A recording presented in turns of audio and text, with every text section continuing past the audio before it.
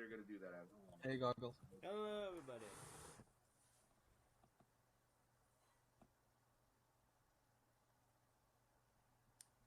How are you doing right now?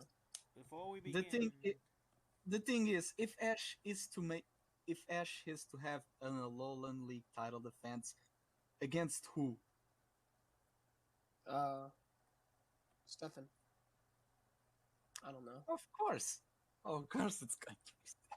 Who else would it be but Stefan? Okay, I can't hear a single thing that anyone's saying. Alright. Alright. Okay, here's that. Are we live? yeah, we're live. Let's see, everything is Live? pretty low, so I'm gonna boost up your audios. Mm-hmm. Alrighty. Alex, get in here right now. So how is it?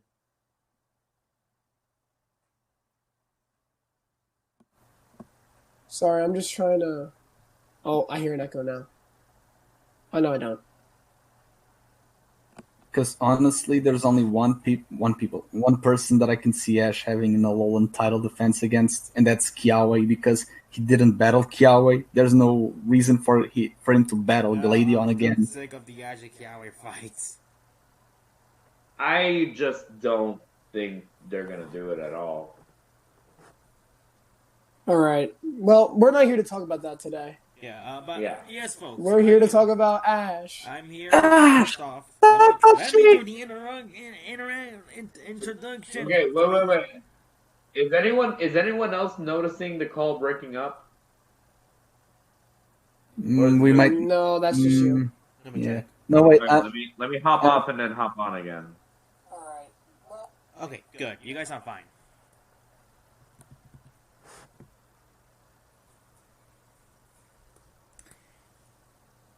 All right, can you hear me? Yep. Yeah. yeah.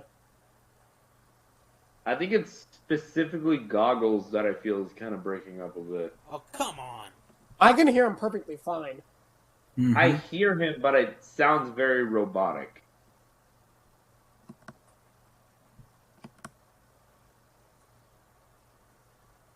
Hello? Goggles? Yeah, you're fine. I hear him fine.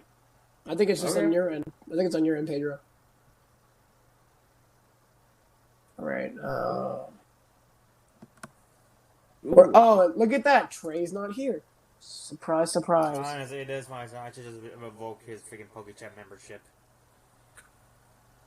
Hey, he It showed really up is. yesterday. Hey, Yeah, he showed up really yesterday. is, Yeah, 16 minutes before it ended.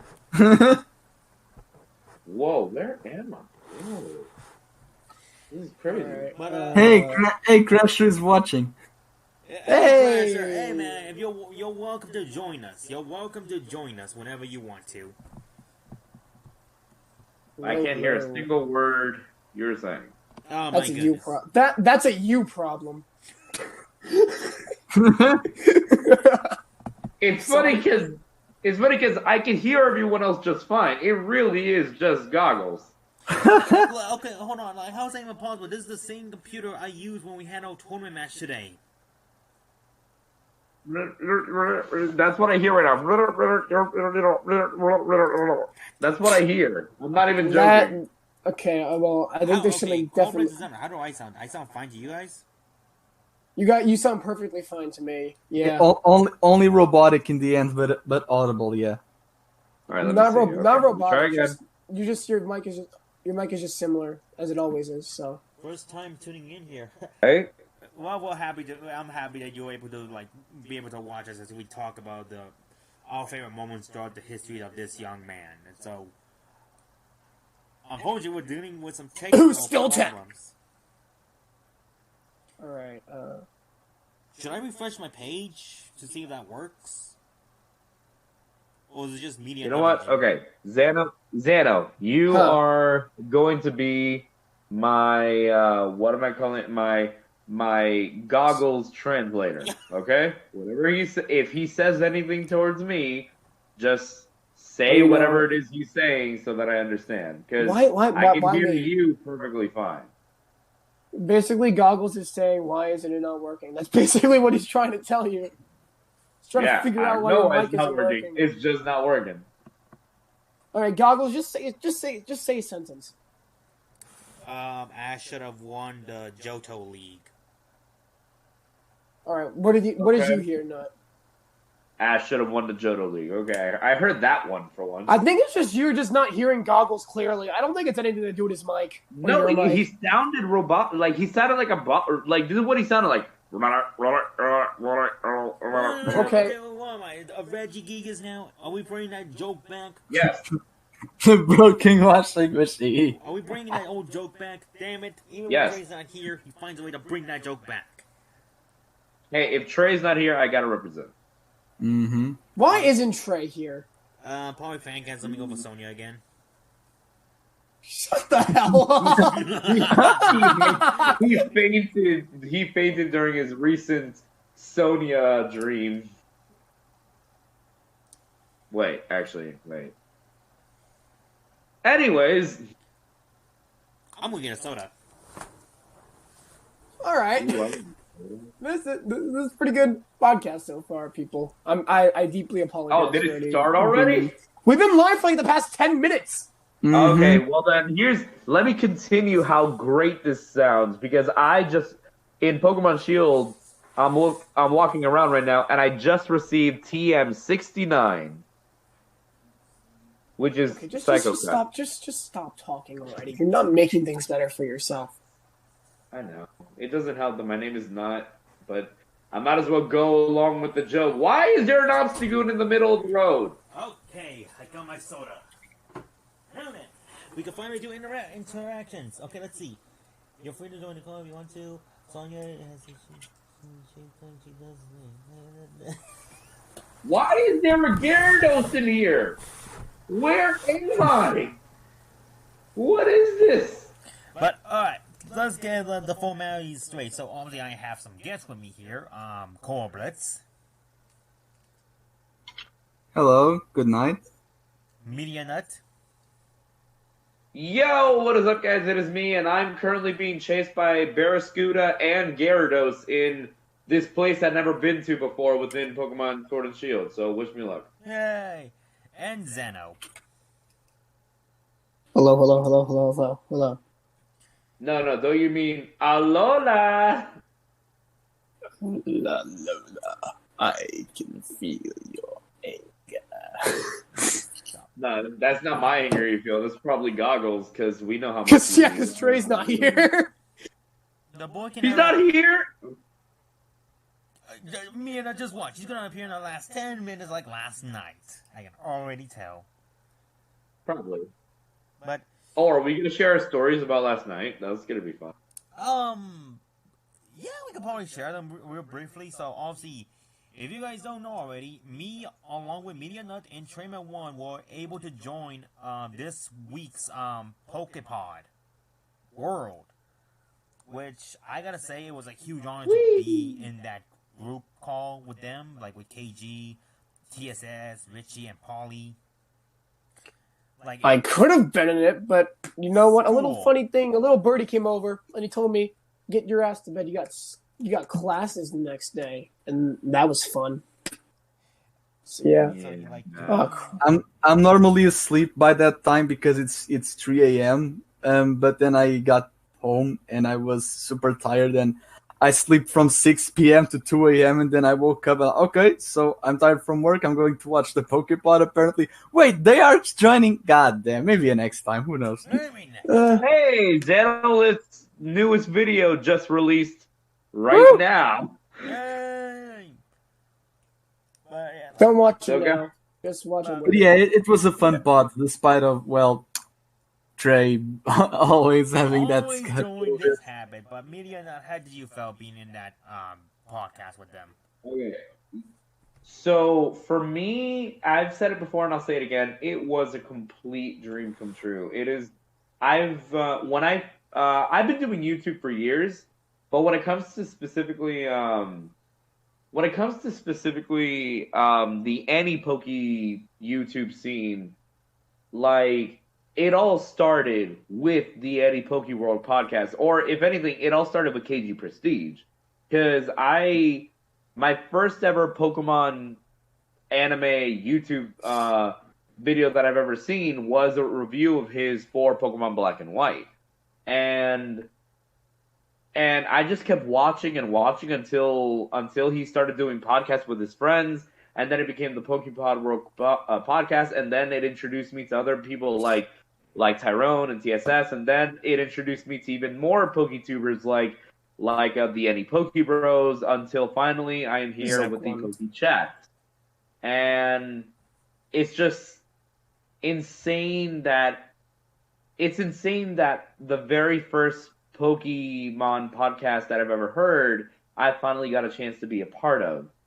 And it was just so much fun, and it was such an honor being surrounded by all these heroes of mine and just like hanging out and having a good time talking about not only Pokemon but other things that interest me like Crash Bandicoot and Sonic the Hedgehog and other stuff. And it was just wonderful. I had a great time. I was so happy. I can't believe I was able to do this. I mean, I was just happy to talk to KG for like the 30 minutes he was on call at one time, because I've been watching him since XY, and that was just really cool. You know, it's been really cool just talking to all these people, because I always felt like they'd be like, oh, you're small, you can't be on here. But no, something about anyone wanting to join in on the Pokemon anime community, I would highly, highly recommend it, because everyone here is so welcoming. And I think you'll have a very awesome and fun time here. So, if anyone here is watching this who isn't already part of the community, just come join us, honestly. It's a really awesome place. Join our Alola family. For me, couldn't have said it better. What Media Nut said, it was a massive honor for me for a similar reason for him. Like, I watched KG's video. He was the first anti-Poke tuber I ever actually, watched. Like, actually found his videos. And it's a funny story. When I first saw his videos reviewing X and Y, I legitimately thought he lived in Japan for some odd reason, because I was learning more about the internet around high school. So, imagine learning about the internet during high school. Well, many people once thought that KG was actually munching orange, but well. Yeah, munching orange. But oh, I remember thinking about that for at least a few weeks until I was like, okay, let me put 2 and 2 together. Like, I gotta give props to KG in this group, because they're the ones who inspired me to do this. Literally, what we're doing right now, the PokeChat Live, the channel we're on right now. Because of them, I was able to meet everyone here, along with some who aren't here at the moment, like Trayman 1, no, I'm just kidding, Brian, Izzy, and Trayman 1! Red Rose, you fine folks here, the anti-Poke community. Well, I highly doubt that, I highly doubt any of the British people are going to be able to join, because of just how time zones work. Oh, of course not, I know, and I do apologize, though, but, like, I literally came up with this idea last minute. I like it. I saw Trey's video and I was like, that's a good idea. Us getting together and talk about favorite moments of Ash in general, which we're all going to talk about. But I got to say this, it was a huge honor. Like, it was legit, like, I don't know if we can set, like, a bucket list, but I could cross that off my list, being part of the PokePod. That was amazing. Yeah. And that actually is something I crossed off my bucket list last night. Yeah. And both of you guys mentioned me, for better or worse. Yeah, we did. Yeah. I get it. You guys think I'm my best wishes stay. We think? Oh, we know. My favorite series is Diamond and Pearl. Oh, of course. The inferior... No, I'm just kidding. I like Diamond and Pearl. No. I know. Wait a minute, guys. No, it all makes sense. Of course his favorite is Diamond and Pearl. Because it features the character who was the special guest in Pokemon Black and White. This is the biggest just, you know what? You know what? Yo, Zach's in the chat! Yeah, I see. Hey, Zach. Wait, yo, Zach won? Zach won? Lumil's trainer Zach is in the chat. Is this the PokeChat Live? I don't know. Is it? I really can't tell. But yeah, we're about to go and discuss. If you're welcome to join us. Zach, nice. Like, you're more than welcome to join us. But I think Zach actually does bring up a good point. Maybe. No. My response is like, run while you get the chit. No, I'm playing. But yeah, so, Ash Ketchum. Yeah. So yeah. If you guys don't know already what the hashtag and Ash Ketchum Day, first off, what's wrong with you? And second, I'll explain it. As on this day, this very day, 1 year ago, our boy from Pallet Town finally won his first Pokemon League. And to that, I gotta say, it's still hard to believe that he finally did it. He did it. National Ash. I was about to say, Goggles, don't you dare! What was I gonna do? Because it's a Lola, and I know how you act around. Oh no, okay. Listen, Lola. I could give you so much shit right now, but the one thing you did right. Two things. One, Lana. Two, Ash winning his league. You did it. You did what most series, even the greatest of them all, X, Y, and Z, could not handle because they were freaking. Oh my goodness! Like one thing I will say, honestly, I think what happened in XY is they were intending to make Ash win the league, and then the higher ups were just like, "No, f you." Yeah, like something was up. What I find really funny is they still could have easily done Sun and Moon if Ash won the league. Yeah, like this guy. I actually do have my own little like. But that's a topic for another time. Yeah, that's another time. I actually have my own little plot for what Sun and Moon could have been, but like again, we can always talk about that. We can always have like another time. Yeah, we should have a PokeChat. We should have a podcast where we talk about like what ifs for Pokemon that we had thought of. Maybe one day in the future. But the reason we're all here today is to number one, celebrate National Ash Ketchum Day, and also I feel like we're also going to talk a little bit about our thoughts of the recent episode, I believe. Mm-hmm. Yeah. Because he was the champion of the region that he visited. Yeah. Revisited. Yeah. But in regards to the whole Ash winning the league and they were in X and Y and then it was scrapped, you have to consider that episodes are done 6 months in advance, but they are only recorded 2 to 3 months in advance. So they first put the animation and then they put the voice actors, saves, whatever. And when the episode of the Alola League that started, the pre-Battle Royale, it aired on June 30th, 2019. It was 3 years exactly after the beginning of the Kalos League. The day that the Alola League arc started, it was 2.5 months before Ash won the whole tournament, prior to the Kukui battle. And on that same day, it was when Rika Matsumoto, the VA for Ash, was warned that we are going to make Ash win. And she was like, wait, really? You're not joking. She only knew that Ash was going to win the league the moment that the arc began because she was going to record his reaction. Dang. I remember that actually. I think someone in the Pokemon mentioned that and I was like, dang.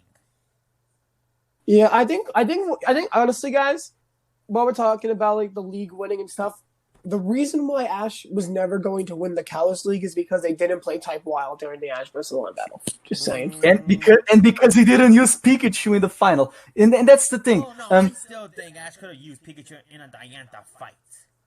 Then again, though, Pikachu didn't technically win Ash the league. That was Lycanroc. Exactly. So it's like Pikachu, like someone could take the win, but there could always be one more fight they'll do for like something. And obviously, Alola did that. It was like Ash won the league. XYZ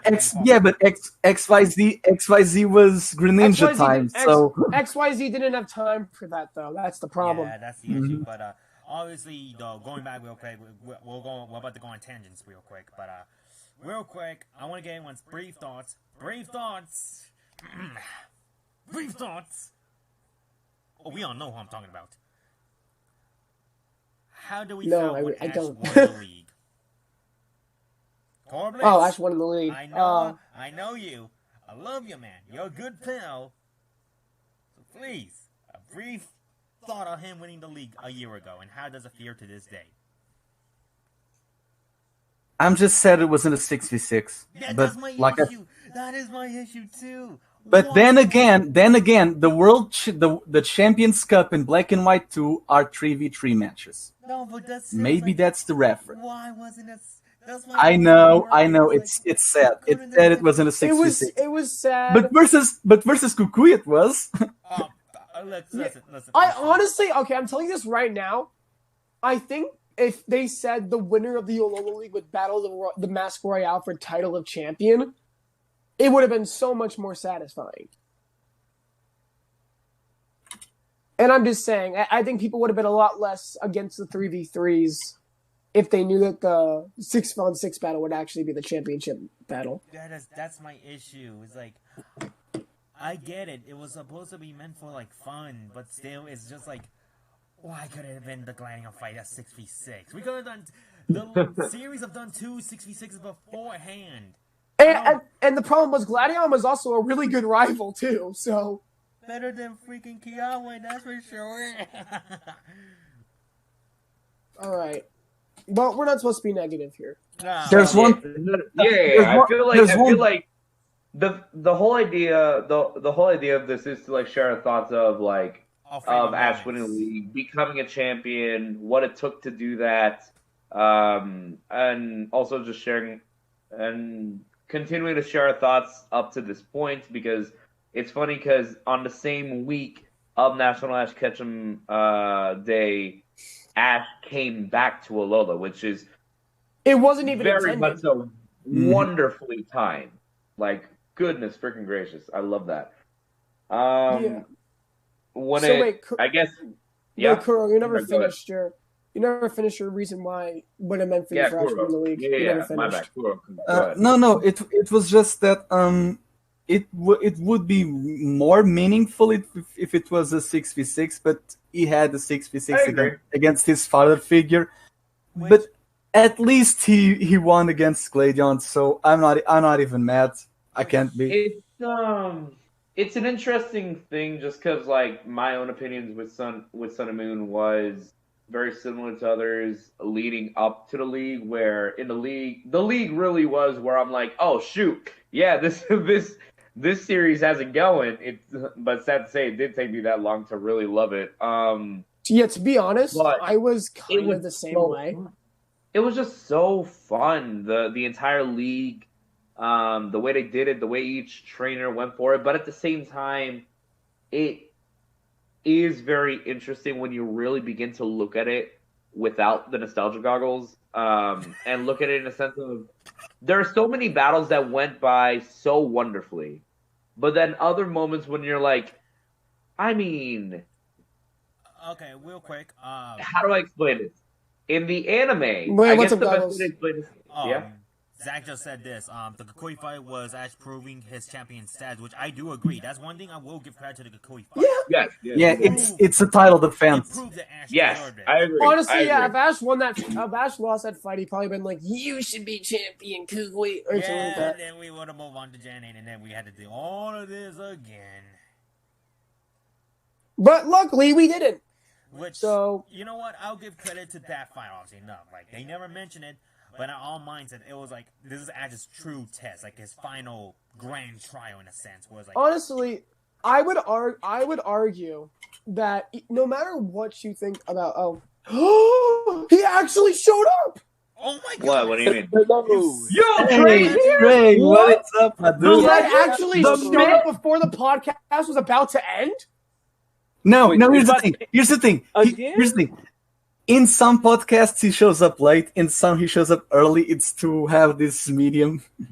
Oh, no, It never. In the end, it never true. You can never truly tell with Trey. That's what makes him a myth. Mm-hmm. The man, the myth, the legend. Yeah, but okay. So I mean, then come that's on. what I was saying, though. His mascot is the Pokemon that gave Ash the champion title. He had to be here. Yes, of course Okay. he did. Oh, yeah. Okay, but what I was saying is though, A fateful encounter. people who I don't care what anyone thinks about Sun and Moon, but two Right. things were clear from the Kukui battle. One, arguably, this is a completely subjective value, but it is okay. This is my subjective point. I think this Go is ahead. the strongest Ash has ever been. In a non-subjective way, this is one of the strongest. This is one of the strongest Ash has ever been. Yes, I agree. And then two, it has to be the who battle- wins. The battle was just one of the best in the series. That's just like those are the two things. Yeah, again, I think agree. everyone can fundamentally agree with, and that's what. Yeah. And then and I think that's like the Alola League before the Kukui fight was already really, really good because we saw every battle and a lot of characters got development, especially Ash's Pokemon. But I think what made the league so special not only was because Ash won, but because unlike the other leagues, we didn't just focus on Ash, and it was a very fun league. It wasn't it wasn't like the Kalos League where we were going in with really tense feelings because we were wondering if Ash was going to win the entire time. This time, you already had a pretty good idea that Ash was actually going to win. Not really. No, I genuinely thought he was going to lose again. Yeah, the way he defeated Hapu with the Tapu Fini water is like soaked. You know, come on, that's a you know what. I mean, that wasn't bad. Hey, watch it. Okay. Wait, come on. I feel like we're giving a little this is coming from me now. I feel like we're giving a little too much hate to the sentiment. Let's bring a little bit of love. It was Onyx sprinklers all over again. Come on. Well, no, here's the difference with this and that, Coblix, real quick. We're not hating on it. We're criticizing it. Yeah, I'm not. I mean, saltwater is actual saltwater. That's something real with saltwater though. That's one of the things. And also, that's in the environment. That was something that was nature, like basically in the battlefield. The water sprinklers. I don't know where the living crud they were from. All right, especially a rock type gym. Yeah, saltwater conducts electricity as well. That's actually something real. But the way they phrase it, that the waters are mystical because they are Tapu Fini, so they are like a soaked move. So wait, what? Why are we suddenly talking? Why are we suddenly talking about the Hapu fight? We're just talking. I think we were talking about we were talking about how a lot of people didn't expect Ash to win. I think that was just me. I always went into the league expecting him to win. I will admit, I don't know where I shared this, but ever since X and Y, going after X and Y in my mind, I just kind of accepted in my mind that Ash was never going to win a league, and then he won in Alola, and I'm like, oh, fudge. Well, okay, I'm wrong. The thing with the Alola... Oh, go ahead. No, Trey, go ahead. I speak way too much. The thing with the Alola League for me is this was Ash's last chance to win. Because, this was the 20th anniversary. I thought he was going to win the Kalos League. I still say he should have won the Kalos League. At this point, I was kind of nervous. I was like, if he doesn't win this one, then I just accept the fact he's never going to win. So I kind of went into this one hoping he did, but I still have my doubts because of many things. For one, there was Guzma's story. After he got past Guzma, there was Gladion. And you may say he normally beats his main rival, but the difference with Gladion was we had Alon. Yeah, Alon. He never beat Alon. And I had a feeling they was going to pull that again, so I was really cautious on that. If that happened, I would have loved to have seen the reaction. I would have loved to see. Right, okay. Right. But let's continue letting Trey speak. Gladion, I'll say Gladion wouldn't be as loved as he is now if that happened. But yeah, I think that. Even though they gave us the whole, we kind of saw him with the trophy. I was still cautious because we don't know what they could do.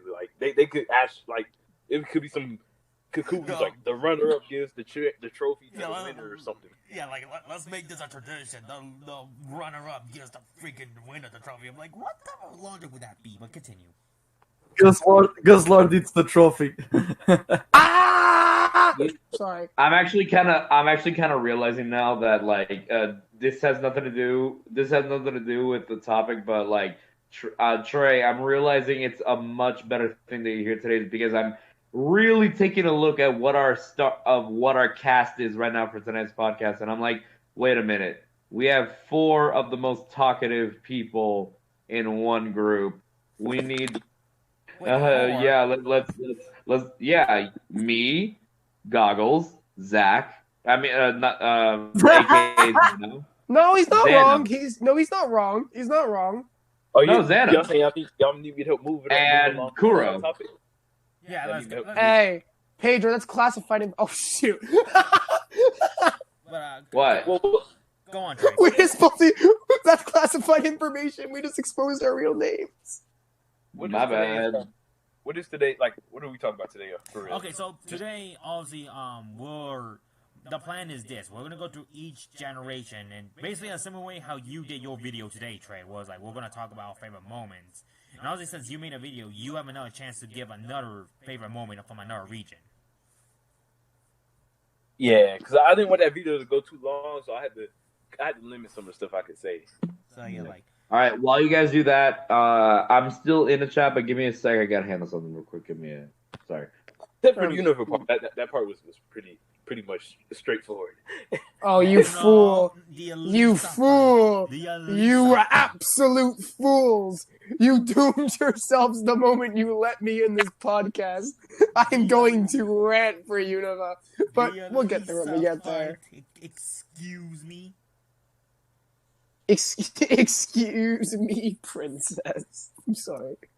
All right. So I guess we're starting off a Kanto game, Goggles. Let's start things off with All Be Gone. Pokemon. Back to the roots. So, the Kanto region, the OG, well, the official OG, because I don't know how we separate those two, but all right. So, who wants to start out stating what their favorite moment of Ash was in the Kanto region, specifically Kanto? We'll probably save Orange. And I Johto. will. Go ahead, Zeno. All right. I don't know. Maybe people share this with me, but my favorite moment in Kanto for Ash. Wait, does this count Orange Islands or no? No, we're going to Orange Islands next. All right, that is the Lieutenant Surge battle by far for me. It's an iconic one, yes. That is my favorite moment of Ash in the Kanto region. To me, that one is also tied with the Blaine battle, because the thing is that in Kanto, Ash only battled for the badges he earned were only 3 out of 8. It was Surge, Koga, and Blaine that he battled, and in Generation 1, the obedience level was only 2, 4, 6, and 8 badges, and Ash had 3, therefore not 4. Therefore, the obedience level was only at level 30. That's why Charizard was disobedient. So that's a little fun fact. There's one. This is Kanto Saga, but it's not in Kanto because this was the first. I'll just say I'll be on mute. Hello. Because this was the first episode I watched of Pokemon. It's in the Kanto Saga, but it's not located in Kanto because I saw this episode. The first one I saw was in Christmas of 1999. It's the episode where Ash goes to the North Pole to save Santa Claus from Team Rocket. Yes, I remember that episode. Yeah, it was the first episode that I saw of Pokemon. Ah, yes. Don't we just love the story how the Ash saved Christmas? It's really magical. It's truly and then in Johto, Santa has Stantler and Delibird. Finally. I mean, I can't believe they had Rudolph in the anime. Wait, what? Okay. No, the thing is, Jinx are the elves, and oh, shut up now! Just don't even go. Because of that. I'm gonna. Great. Now I'm gonna be dreaming about Jinx and elf outfits tonight. Oh, that is not an image I needed to see. That's probably an image Brock wanted to see. No, actually, if you remember correctly, Brock was not very happy with Jinx. Yeah, I know. Damn, I spent. Oh, sorry. Did someone say my name? Yeah. Yeah. What's your favorite Kanto moment for Ash? Oh, my favorite Kanto moment? Oh my gosh, where do I begin? There are so many. Well, then again, there's many moments in every region, but okay. We're going through every region, so you have plenty of time. Yeah. Okay, so then some of my favorite moments, obviously, is the first one that I can think of off the top of my head is the iconic moment of Ash and Pikachu versus the Spearow. That's always going to be something that's going to be engraved in my head. I love it. It's so wonderful. It very impacts the relationship between the two of them in the very first episode. Other episodes that I really love are Electric Shock Showdown, Pikachu versus Raichu, definitely. Again, a Pikachu-focused episode, but it's one that I find very special because it's kind of... It hit me very, very personally just because it really showcased the whole idea of, like, hey, like, you don't have to evolve your Pokemon to make them strong. And I really appreciate that aspect. Because especially in my group of friends back in high school, my friends were the type of friends who played Pokemon, and they're like, hey, no, you have to evolve all of your Pokemon if you want them to be good. And I was always the friend who wanted to challenge all of them using, like, my level 100 Pikachu or my level 100 Squirtle or Bulbasaur, for example. Or during the time I had a Scraggy and I battled my friend who is now my girlfriend with her superior, and somehow my Scraggy won. Or my Boldor versus my other friend's Blaziken, and my Boldor won. And it's like stuff like that is just really cool. Other episodes that I can think of are just there's so many. There really is so many. Some of the league battles, some of the gym battles, some of the captures. Obviously, Bye Bye Butterfree is a big one. Oh my god, that still makes me cry to this day. Bulbasaur in the Secret Garden, the Squirtle Squad, Blastoise Island. Yeah. Yeah, Pokemon Island. Pokemon Island was a lot of fun. Or Pokemon Land or whatever. Island of the Giant Pokemon or whatever it's called. And then there were just so many. So many the episode where they go to the quote unquote Seafoam Islands and there's this Pikachu that can predict waves. That was so cool. That was awesome. Yeah. That was Puka, yeah.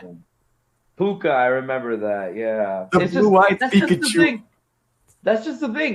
There were so many episodes in the original series. Hey, remember that episode where Psyduck and Wigglytuff were recording a movie? That was Romeo and Juliet? That was funny, yeah. And then they went to Hollywood and then it was Meowth's backstory. That was great, yeah.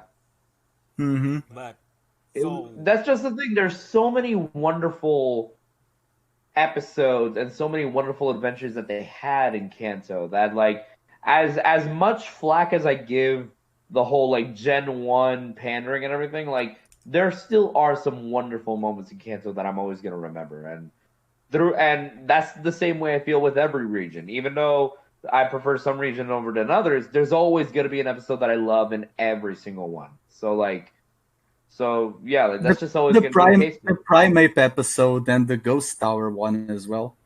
Yeah, the whole Sabrina arc, because damn, Sabrina in the anime, Jesus, she was horrifying. Mm-hmm. I feel like they can never do something like that again in the time we're in right now with Pokemon. Yeah. Because here's the thing: when they returned to the fighting dojo in one of the earliest episodes, the fighting dojo master is not the one that it was in AG, because in AG it was this old man that wanted his son to be, and then it was the girlfriend of his son that was now the dojo master. Right. In Journeys they they didn't retcon the mastery of the dojo can pass to whoever, like, so. It just looks not to mention that the dojo was remodeled, like, big wise. Like, remember when even Snow Point is different, Mauville is different. They are remodeling the cities as they visit them.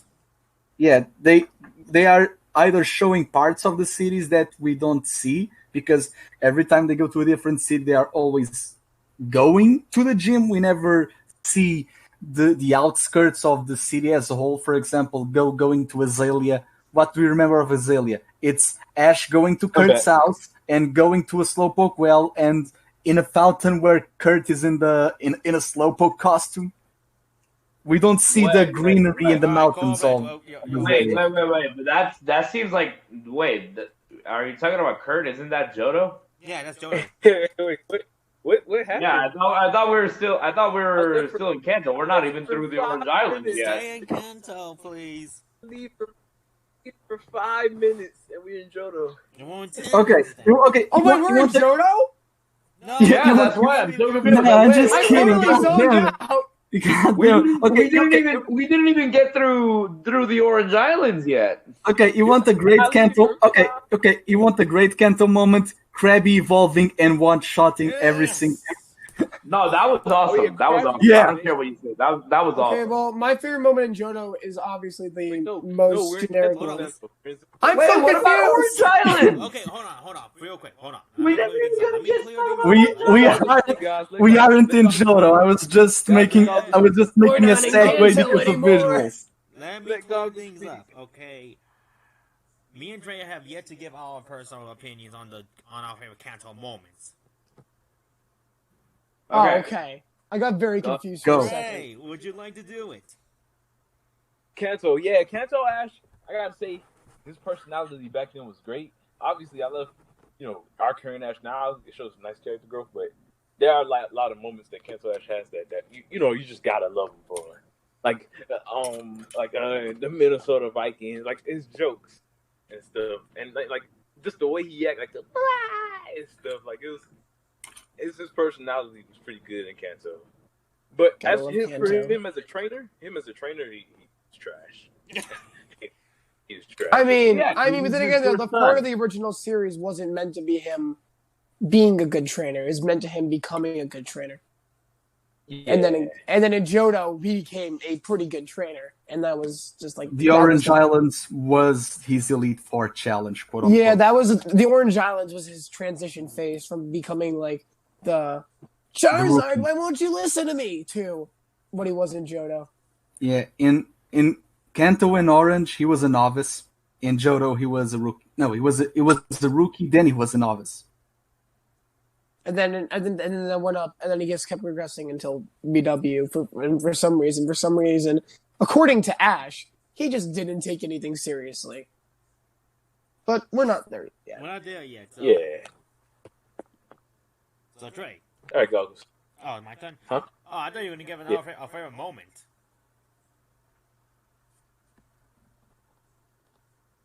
Hello. Hello. Guys, Hello? Trey. oh, he's dead. Oh no, Tyrone's gonna take all the viewers away. He's streaming Breath of the Wild. God. Oh, hello. Hi, Trey. Okay, There you we're are. here. Oh, there we go. Kanto has a lot of great moments just for 83 episodes. Yeah, 83. Right, Dre, you were saying? Favorite moment? I really like this one. Like I mentioned this in the video earlier, and that's about how Ash was like with the whole Charmander thing. Because that's like kind of what his character is today, and it's even though it's OG Ash, he still has some like. He still has some Ash traits that he keeps today, so I really do like Exactly, that. yeah. So yeah. Always wanting to help Pokemon and stuff like that. Yeah. Mm-hmm. It's very sweet. Very, very sweet. All right. All right. Now going to Orange Island. Oh No, my I'm playing. goodness. Nah, I know what Goggles is going to say. I know what his favorite episode is of Kanto. What is it? I'm What is it? Either Togepi being born or the debut of Thought Snap. Oh god. I like those episodes, but they're not. They're not my favorite They're not- episodes. They're not Ash moments. I was wondering why. I was wondering why you picked those two. I was about Ash saved Todd's life from And then being he's drained in the gives himself a sewers, new life. and Ash battled for Togepi's egg. Every episode is Ash moments. Don't at me. My favorite Ash moment. I mean, if we're really going with that. My favorite Ash moment in Kanto, and this is also my favorite episode in Kanto as a whole, the Pikachu goodbye episode, where Ash decides that he decides that it's best for Pikachu. Oh, to that was stay. so sad. The reason The I love time this episode has is that, come. like, They were baiting. They were baiting. Let me They were finish. baiting people. Who could have guessed that you and I somehow today we had to say goodbye. And now we are going to get copyrighted. Let's Dang it. go. Okay. Dang it, Media Nut. Let's go! But Let's go. Okay, we're done. to me, though, this episode, the Pikachu's goodbye episode, will still, to me, hit me hard, even though I know for a fact that Pikachu's never gonna leave. And that's a good thing, oddly enough. But You say that now. But You I say love that this now. episode They- only Shut up. because Shut let up. me finish, Shut up. folks. Let me finish, folks. Yes. In a way, this episode saved Pokemon because obviously, if we all know the history, this came after the infamous Porygon episode. So to me, this just felt like That's why Pikachu was going to be released. So that's why I feel like this episode, pretty much to me personally, just like saved the franchise as a whole. Because Oh boy, that moment was rough, and my goodness. So yeah, that's why I also It was rough. Ash losing the league. Not to mention that in the Japanese version of the Goodbye Pikachu, the song that Medianet was singing, the original one was Oyasumi Boku no Pikachu, which is Good Night, My Pikachu. That's the song that Dealey is singing to Pikachu in the episode where Ash is overtraining Rio. Really? Mm-hmm. Yeah. That's amazing. That is a nice callback. That's a nice callback right there. But all right, we've talked about Kanto now. Now let's move on to the Orange Islands. So the Johto Islands. Wait, what? The Indigo Islands. Wait, what? Wait, actually, no. Like I know I was joking for a moment, but why did? Wait, but no. I know that I was kind of joking earlier, but shouldn't we talk a little bit about Orange Islands? Yeah. Yeah. So, because movie 2 is GOAT. Okay, so who starts? You start us off. What was your favorite moment of Ash in the Orange Islands? Hold on, I'll start us off. My favorite moment of Ash in the Orange Islands. Zoro! My favorite moment of Ash in the Orange Islands was when he met Tracy Sketchit. Yeah, I agree. The best companion. When are we getting National Tracy Day? I'm Tracy Sketchit. I want to draw pictures of Pokemon. Because cell phones. Anyway, I just got here, but I'll be right back. I just smashed a fly in my hand. Nah, no. Let me go wash my hands. I didn't hear that. But no. If I'm gonna be serious for a second, there's actually quite a few episodes in the Orange Island that I really love. There's a few that I can think of. Like I know that it was a joke, but I genuinely did enjoy the episode of Tracy capturing Scyther. That was really nice, especially because it kind of gave us the idea that I know that it was mentioned prior in the series, but there wasn't a Pokemon that we really saw aging as old as Tracy's Scyther was. So when seeing that, I was like, oh, okay, that's interesting. I never saw that with a Pokemon. Also, another episode that I really love, obviously, is Charizard Chills, where Charizard finally begins to listen to Ash. That's really wonderful. I loved it so much. Wonderful character development for Charizard and Ash and the relationship, and I feel like that's the moment where you really felt this is like that unstoppable duo. Really love that. Couple of other episodes that I could think of in Orange Islands that I thought were really fun. I absolutely adored the second gym battle, I believe, the one where it was like Ash versus Johnny or whatever his name is, where Ash had to go through like these different trials up the mountain and having to like rely on himself and then having to rely on his Pokemon in order to like make the sled and then using his Pokemon to go down the sled and all that stuff. It was a Alola before Alola. His name is It was that's the funny thing about the Orange Islands. There was so many references in the Orange Islands that made you think now where it's like these are all Alolan references. I know it. And you know what's funny? Ash won the Alola League 20 years after he won the Orange League. Right? And that's another thing. Like I love the Orange League. Ash just seems to do better in tropical places. He really does, yeah. Like Ash's battle in the Orange Islands was so cool. I loved it, and to this day I still kind of consider like I know there's a whole debate, but it's like I do consider it a league win. Maybe not a massive league win, but a league win nonetheless, and I very much do appreciate it. Yeah, I mean, it was his Elite Four. It was his Elite Four challenge. All I'm gonna say for the Orange Islands is Charizard Chills. That was my favorite moment. Nothing really else to say.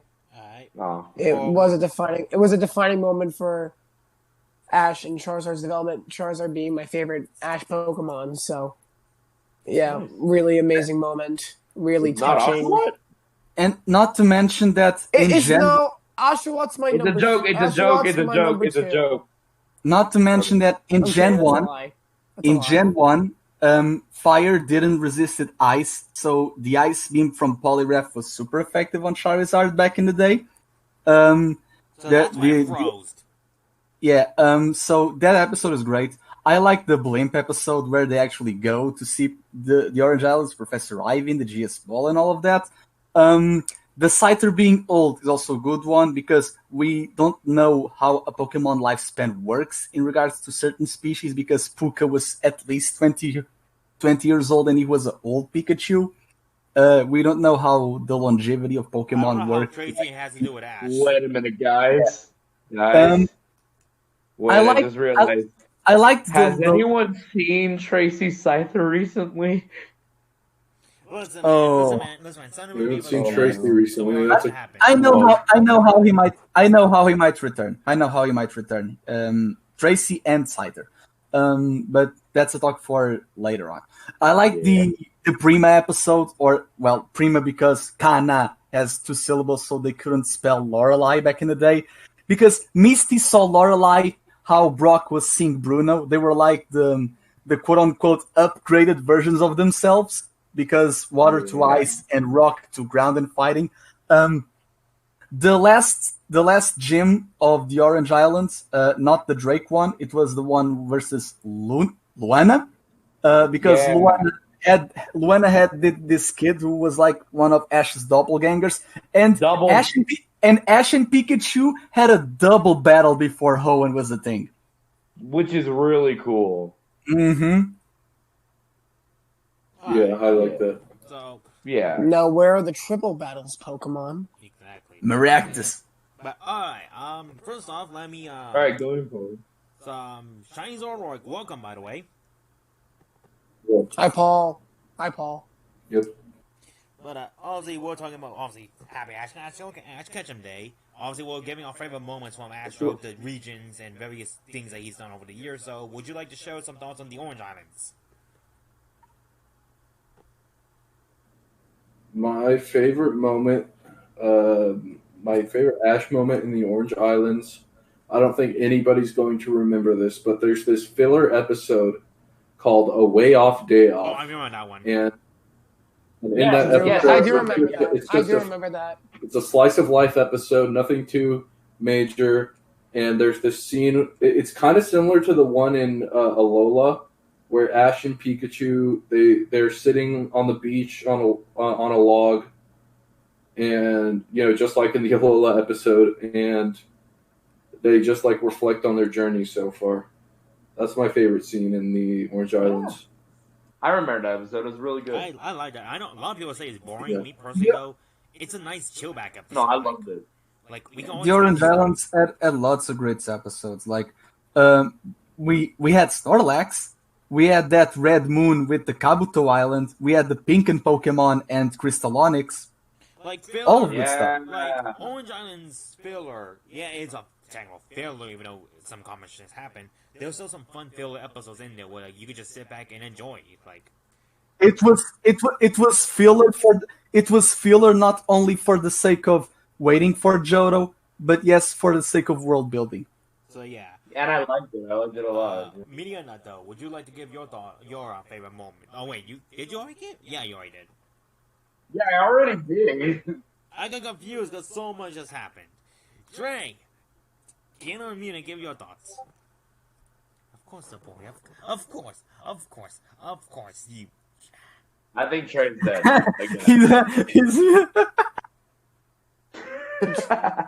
Oh, wait. This is from someone else. Oops, sorry. Alright, I guess I'll get my... I think we went through everyone besides Trey. And obviously Goggles. I'll go next, obviously enough. So, obviously, my favorite moment from Ash in the Orange Islands. Like many of you guys said before, there were so many great moments of Ash in the Orange Islands. Like, for example, obviously the Charizard, the Day Off episode. I can't... Everett's a good one. But if I gotta decide one, about time. Hi, Trey. If I gotta decide hello. One, I'm still here. I'm taking out the trash. Oh right, okay. Then. God, sorry about that. Why are you so sloppy? No, he's more clean if he's taking out the trash. But it's taking him this long to clean. Have you seen his dorm? Have you seen it? You know what? After this, you guys are back on topic. Back All on right. topic. Goggles continue. Yeah. This is why we need Zoro here. My favorite episode and moment in the I'm not the Johto- straight man. Let me Then. finish. All right. Okay, guys, come on. It has to be the two-parter. The two-part fight between Ash and Drake, the rapper. No, I'm just kidding.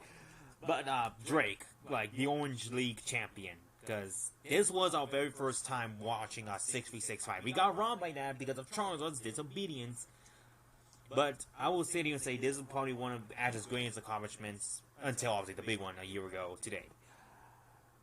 My goodness, I love that fight between Pikachu and Ditto, Squirtle and Onix, Lapras and Gengar, Charizard, all of his teams. I love how Ash used all his team. The team that was still good to fight against the beast himself, Dragonite.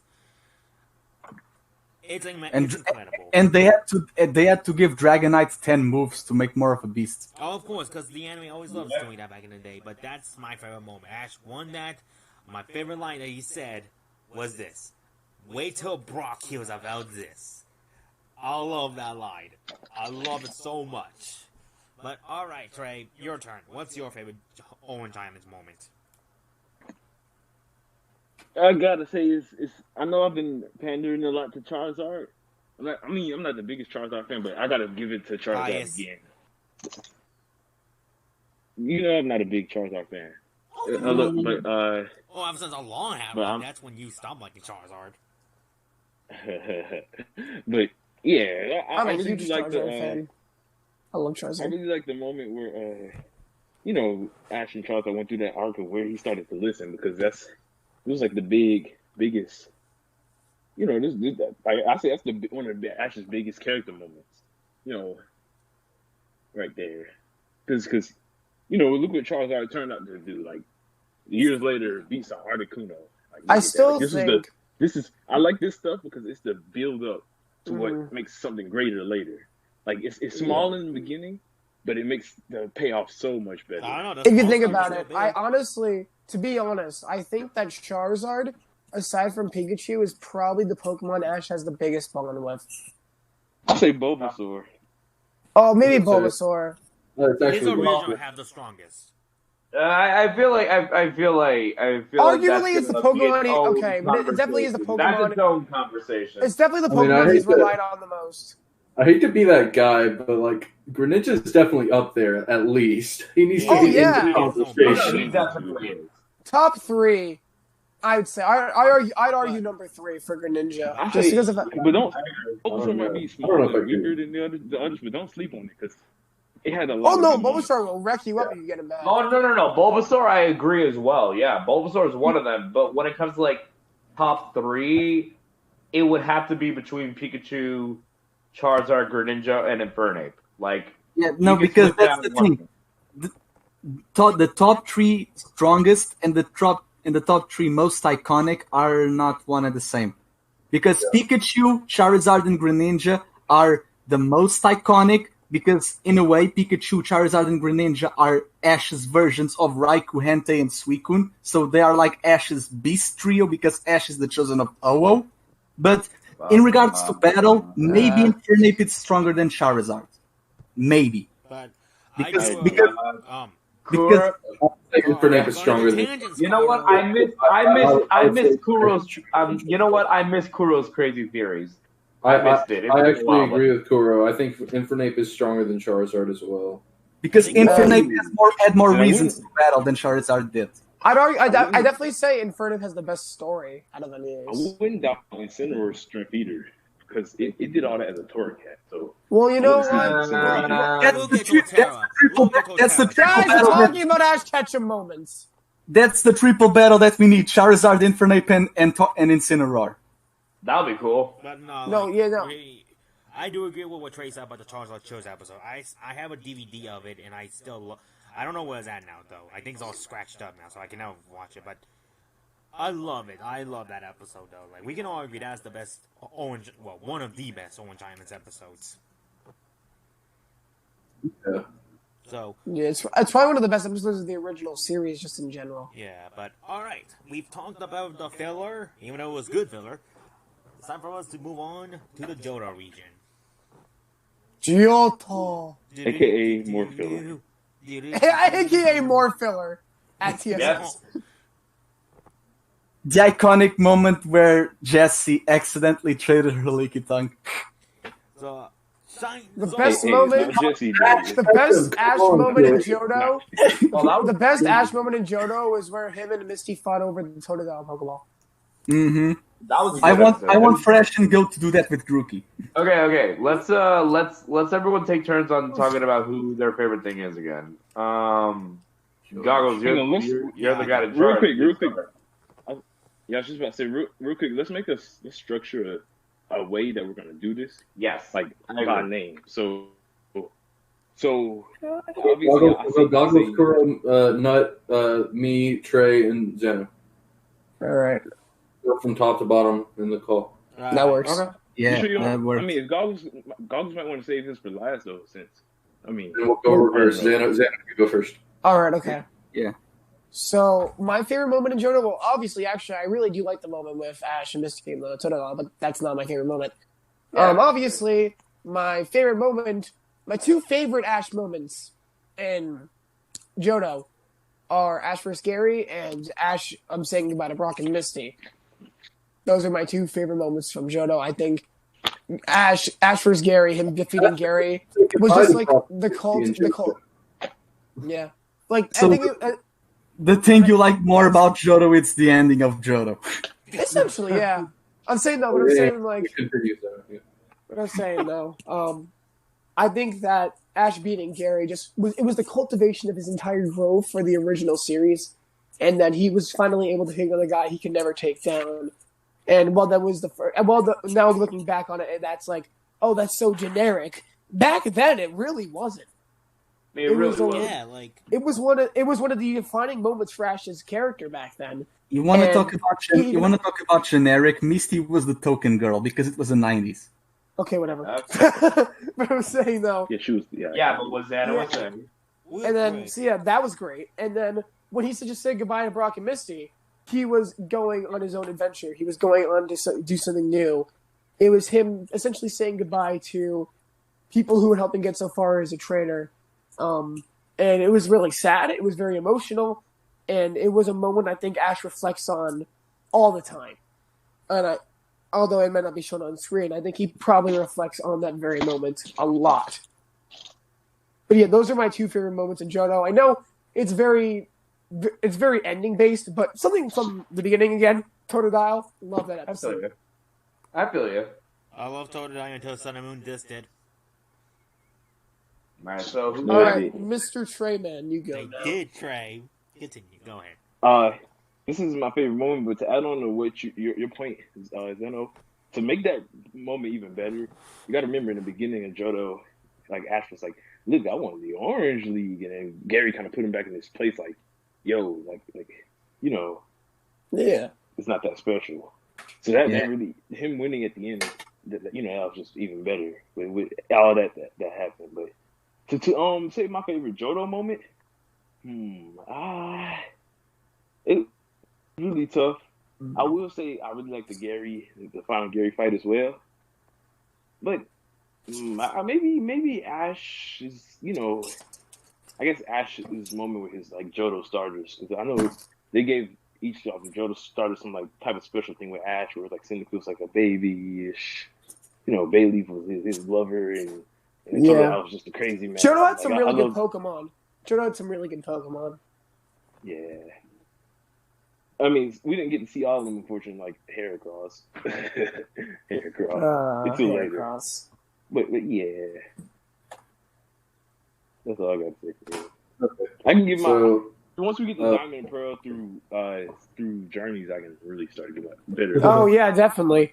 I mean, you guys know how I'm going to be going on a rant when we get to Unova, but that's just. I mean, I'm gonna Anyway, when we go to Alola. As I guess it's my turn now. So I think I guess I wouldn't say this is like my number one favorite moment, but it is a moment that I find sort of a moment that I think is a little bit underrated, and that's when it's the two episodes where Ash met Price and beat him in the gym battle, because I guess this is kind of like straying away from Ash Ketchum territory, but it's still like happened because of him. Yeah, it's connected. Because yeah. So Price, like his whole like thing at the beginning was that he hated. He didn't hate Pokemon. But they weren't like to be friends with. They were for battle, you know. But over the course of the 2 episodes, after finding his Piloswine that he lost as a young age, Price, Ash like helped him, I guess, be like realize that Pokemon are still your friends. And so I really like that moment. But I mean, other than that, I obviously like the ones that everybody loves. You know, the Charizard, the one where he gets released. That's a really good episode. The beginning to the Johto League, not the Ash versus Gary episode, but like the setup one where they're like sitting in front of the lake. I think that was really good because it like brought Ash and Gary's rivalry down to earth, if you know what I mean. It like, because like normally it's just like, you know, when they encountered, like Gary and Ash would throw like a bunch of remarks at each other, but then you actually show that under that rivalry there's still a friendship there. And then the other one, you know, obviously the battle, and then the goodbye episode. But I like the part after, you know, Brock and Misty gave Ash the lunchbox and the fork and spoon and whatever. When Team Rocket was attacking Ash, and Ash didn't have Brock or Misty there, so he had to figure it out on his own. And he climbed out of the hole with the fork and the spoon. And as weird as that was to see, like as like you know, it was weird to see someone climb out of a hole with a fork and a spoon. It was just like really thoughtful because it showed Ash would never like forget like the experiences he had with his friends. Real quick, tackle what you about that moment. I love the line of what Ash said when he was coming back up, where he said like, "I'm never alone because I always have my friends with me." I love that line. Yeah, that exactly. I love that. Oh, guys, give me a sec. I'll be right back. Okay, Kuro, you go. Okay, so in regards to Johto, there's great episodes. One of my greatest episodes, not Ash related, but they are the ones that are in Acrotique because of the Kimono Girls, Morty, Eugene, etc. One of the greatest moments in Johto, it's that Mewtwo special because Ash reunites with Mewtwo and they take down Giovanni together, and Ash's memory isn't wiped in that episode. The moment where Duplica returns with her Ditto is also very sweet. Same goes for Richie in the World Islands and Todd Snap in that Articuno Mountain. The little callbacks of Kanto are always great. Seeing Gary in Johto with Umbreon taking down a trainer and Ash looking at him like, oh, that trainer has an Alakazam with 6 moves and Gary's just training and traveling without the cheer squad. How the hell do you remember little details like that? Because I watched the series. I remember because I was watching the original. So and I'm back, guys. Alakazam had 6 moves? Yeah. This is one of what I missed. There's one great episode, or at least a setup of episodes. It's about Fampi, because the thing is, Ash never had a Pokemon egg. The only Pokemon egg that they saw was the Misty's Togepi, and even so, Togepi is always egg-shaped, so they didn't knew that Pokemon came from eggs back in the day. They learned that from the race, where you had to carry an egg toy, and Bayleaf outran Gary's Arcanine, and that is great because we see that Gary starts to respect Ash because of Bayleaf. Bayleaf was getting a setup rivalry with Casey that sadly didn't go nowhere, but that's another topic. The thing is, Ash's first Pokemon egg was Fampi, and Fampi was won by Ash because he outran Gary in some sort of way, and later on, Fampi joins Ash in the Battle Frontier, and after Ash defeats the Battle Frontier, Gary's the one that gets to give him the reality check like he did before Ash going to Johto. So it seems like Gary's just the one to give Ash a bunch of reality checks. Yeah, it's this whole loop in regards to narrative. There's also many ones. The episode where that witch turned Ash into a Pikachu, that's hilarious. The episode where there's this sumo wrestler, the Feraligatr, and then Ash has to call a Pokemon who weighs more than 80 kilos. That's around 170 pounds, something like that. And he calls Snorlax. Snorlax breaks the scale, literally. And then, okay, so your Snorlax can battle Feraligatr. But the one thing that I like the most is the moment when Ash calls Totodile to see Feraligatr, and he says to Totodile, "That's gonna be you when you evolve one day." Don't lie to us. Don't lie to us, Ash. Liar! Fake news! First you make that lie, and then Sun and Moon, this is a total lie, but losing his personality. Guys, Perfect. wait. I think we should probably keep going a little bit faster, because if we keep going this way, we're going to get to like Alola at like 11. Well, Vandy, we could probably make this like a two-parter. We could. Yeah, like we'll just If do we it have... now. If we, No, just We'll do it on keep Friday. going until we get to. And in Johto, Ash caught his Jesus Christ, only Goblets. tiny Pokemon. yeah, right You now. saying Zoroark? I said, just keep going. Just keep going. Yeah. But alright, for me though, for Johto, there are many. Obviously, we all mentioned so many iconic ones like the Ash and Gary, Ash and Farewell, the Totodile, the Bailey, the Cyndaquil, and all that good jazz. I gotta say though, my favorite moment from Ash, it has to be when he said goodbye to Charizard when he released it, because you just felt bad for Charizard. I'm pretty sure we all remember that episode where what was that girl's name? What was her name? Whatever, so- Liza? The Charizard? Yeah, Liza. Yeah, Liza. Well, Liza Liza. meets up with Ash because apparently, if you beat Volkner or the flying type gym leader, you get somewhat respect for her. For I don't know. I love that episode. It's Faulkner. Yeah. Because Charizard tried to go up against so many stronger Charizard, and it learned like, yo, it's not the strongest as we thought it was. Like, you saw this thing get beaten up by a bunch of Charizard. I remember Casey said this line to Ash: "If your Charizard doesn't stop, I'm not gonna be responsible for what happens." That got to me. That got me. It's like, oh shoot, she's not gonna stop. She's not gonna take responsibility because these are wild Charizard that Ash is fighting.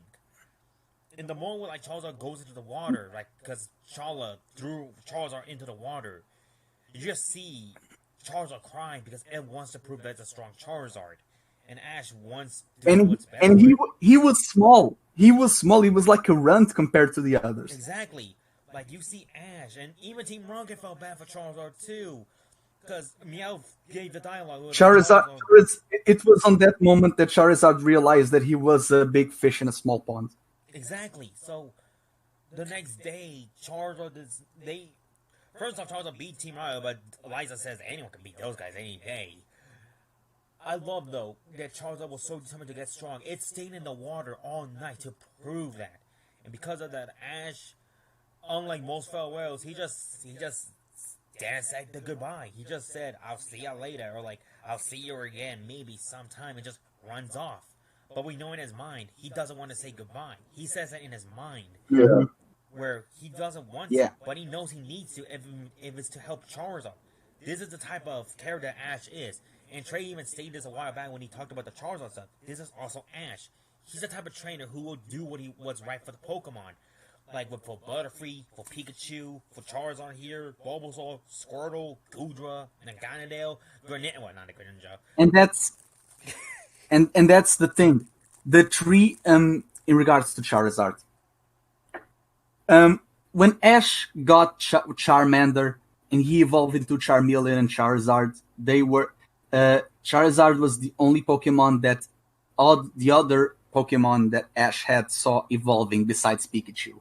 Because the moment Charmander evolved into Charmeleon, Bulbasaur and Squirtle already knew of Pidgeotto, and they saw Butterfree, but they didn't saw him being released, but they knew that Butterfree was a Butterfree, not an evolved. But Bulbasaur and Squirtle didn't knew how evolution worked until Charmander evolved, and they saw how that worked out, and in a way, in a writer's way, it makes sense for the Charmander evolution to make Squirtle and Bulbasaur not evolve, because if you see the writing that Bulbasaur's Secret Garden is, it's basically Bulbasaur being kidnapped by a cult that wants him to evolve, and Bulbasaur's like, I don't want to be a part of this. And not to mention the three flying types that Ash had in Kanto. The writing reason why he left Butterfree, because Bug would over trample Sabrina.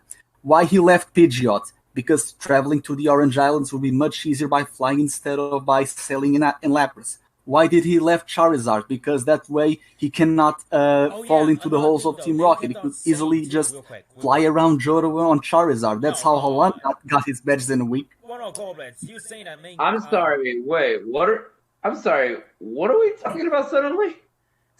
I'm just waiting for Holland. Wait. Whose turn is it, by the way? It was my turn since you weren't here, but since you're obviously here now, you can go ahead and give your favorite moment. Yeah, now it's your turn. Yeah. Okay. Well, when it comes to Johto, I'm actually gonna try to give a little bit more.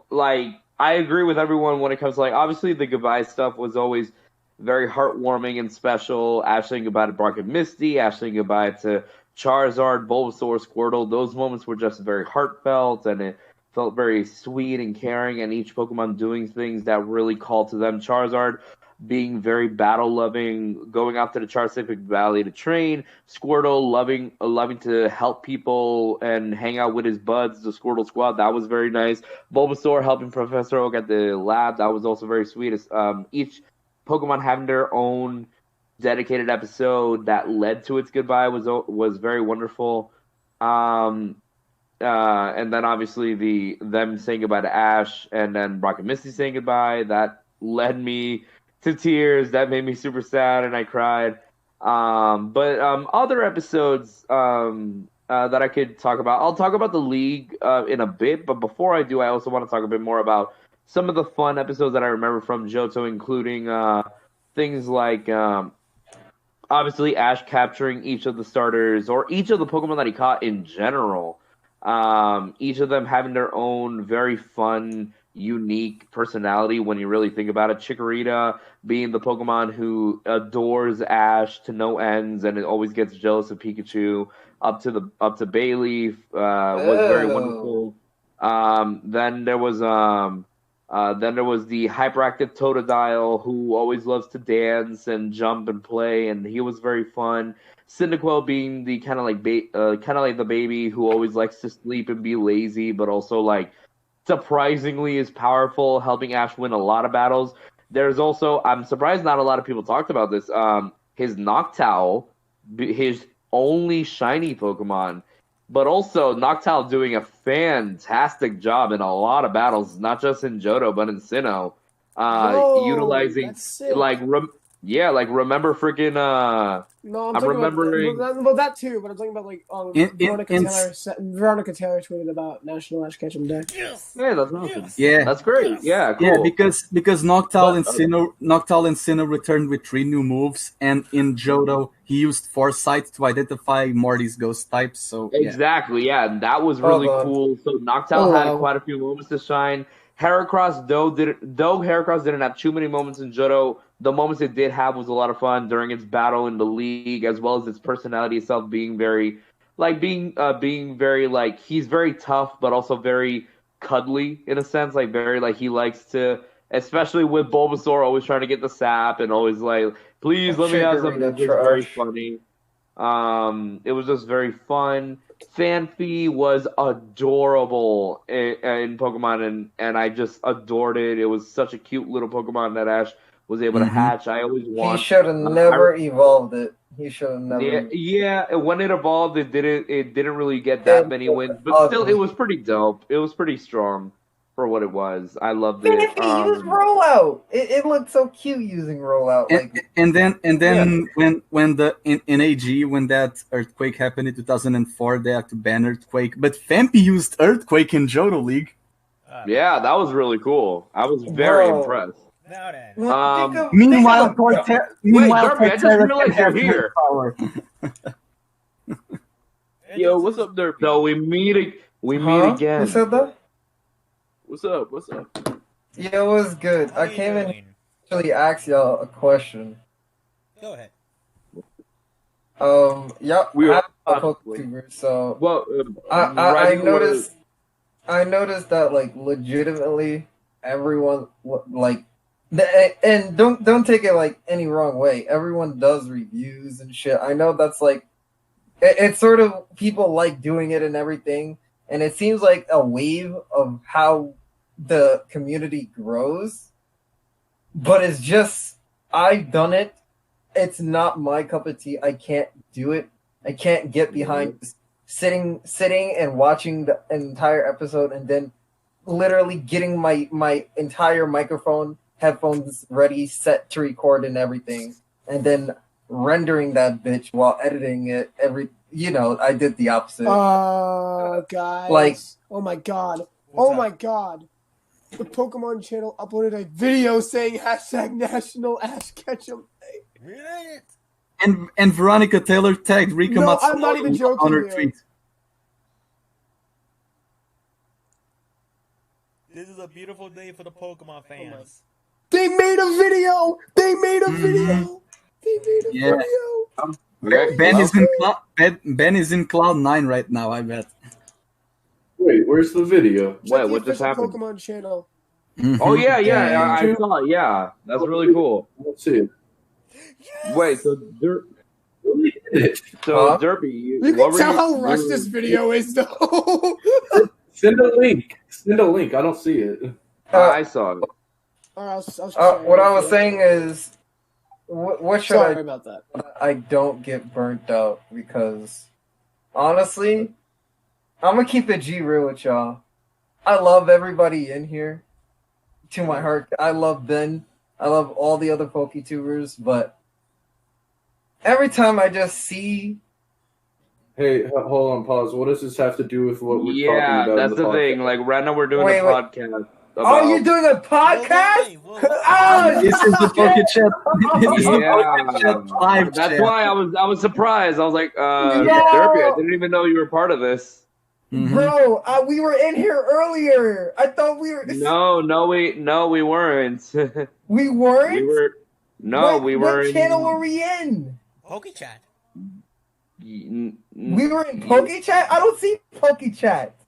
Okay. Zoro, check the DM. Golly, bro. Yeah. Okay. So Live? Yeah, we're live. Yeah, we are. Hello to the folks. Oh my gosh, bro. Yeah. Well, forget everything I just said right now. Right. So, with that in mind, ladies and gentlemen, I'm gonna continue talking a little bit about Johto. Wow. But no, yeah, like certain It's episodes okay, like that. it's fine. Yeah, it's fine. Larvitar was another fun Pokemon, even though technically it wasn't Ashes, but still it was fun. Trying to think. Here's a couple of shout outs to a couple of episodes that I think are fantastic. Freaking the entire Lugia arc was awesome. We got to see Richie again. We got to see the baby Lugia, very adorable. Silver. Also, Silver. Then also the I forgot what it was, but the water Pokemon tournament. I forgot what it was called. World Cup.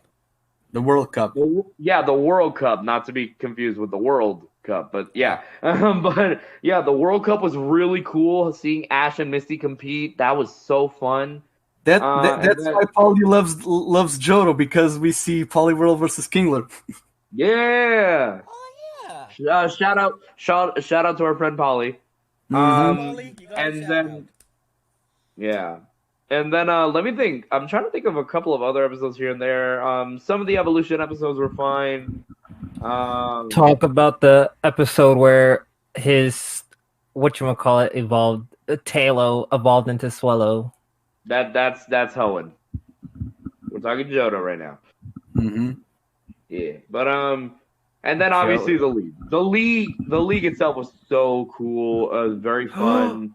Seeing Ash finally beat Gary. and him battling and winning, and similar to what Zoro said, that wonderful, beautifully done scene of Ash and Gary before their battle talking about their life, and like Gary trying to make a decision of like what is it that he wants to be in life and things like that. You saw like little hints of him wanting to be a researcher, and it was wonderful. It was awesome. In I a way, loved everything. in a way, Gary was what, and because the whole stigma that Gary has about his past is that he wants to be this, but not because of his family. In a way, it's like how Koharu likes Pokemon research too, but she doesn't want to be linked to Sakuragi in all sorts of way. It's basically the Juniper thing, because Juniper is a professor, but Bruh. she's her own character besides her Guys, father. So, hold on. Something. Okay, this is very important. Since we're talking about National Ash Ketchum Day, this is in the description of the video. Spin those hats backward, trainers. We're celebrating the anniversary of Ash's Alola League win. Going forward, September 15th will be known as hashtag National Ash Ketchum Day. Oh my god! Nice. Yo, Going forward, it's going to be a yearly thing recognized by the YouTube channel. That's awesome. And we are all part of it. I think next year we plan on doing World Ash. Ben, wake Ben up, okay? We got to tell him this. Yeah, no, we gotta let Ben know this. Yeah. Ben, you did it. No, yeah, Ben's like awesome. Speechless. Yeah. He said, I'm bro. so proud of him. I'm so proud of him. Way to go, Ben. Oh my god. Also, can we acknowledge how it was in the sub? It was the sub anniversary, not the dub. Exactly. That makes me even happier. Mm-hmm. Okay, so we still talking about Johto, or? No, I mean, I just finished. I think there's one thing there's one thing that I don't like about Johto. It's the setup for the Johto League, because we see Ash having a rivalry with Casey, but he battled Macy instead.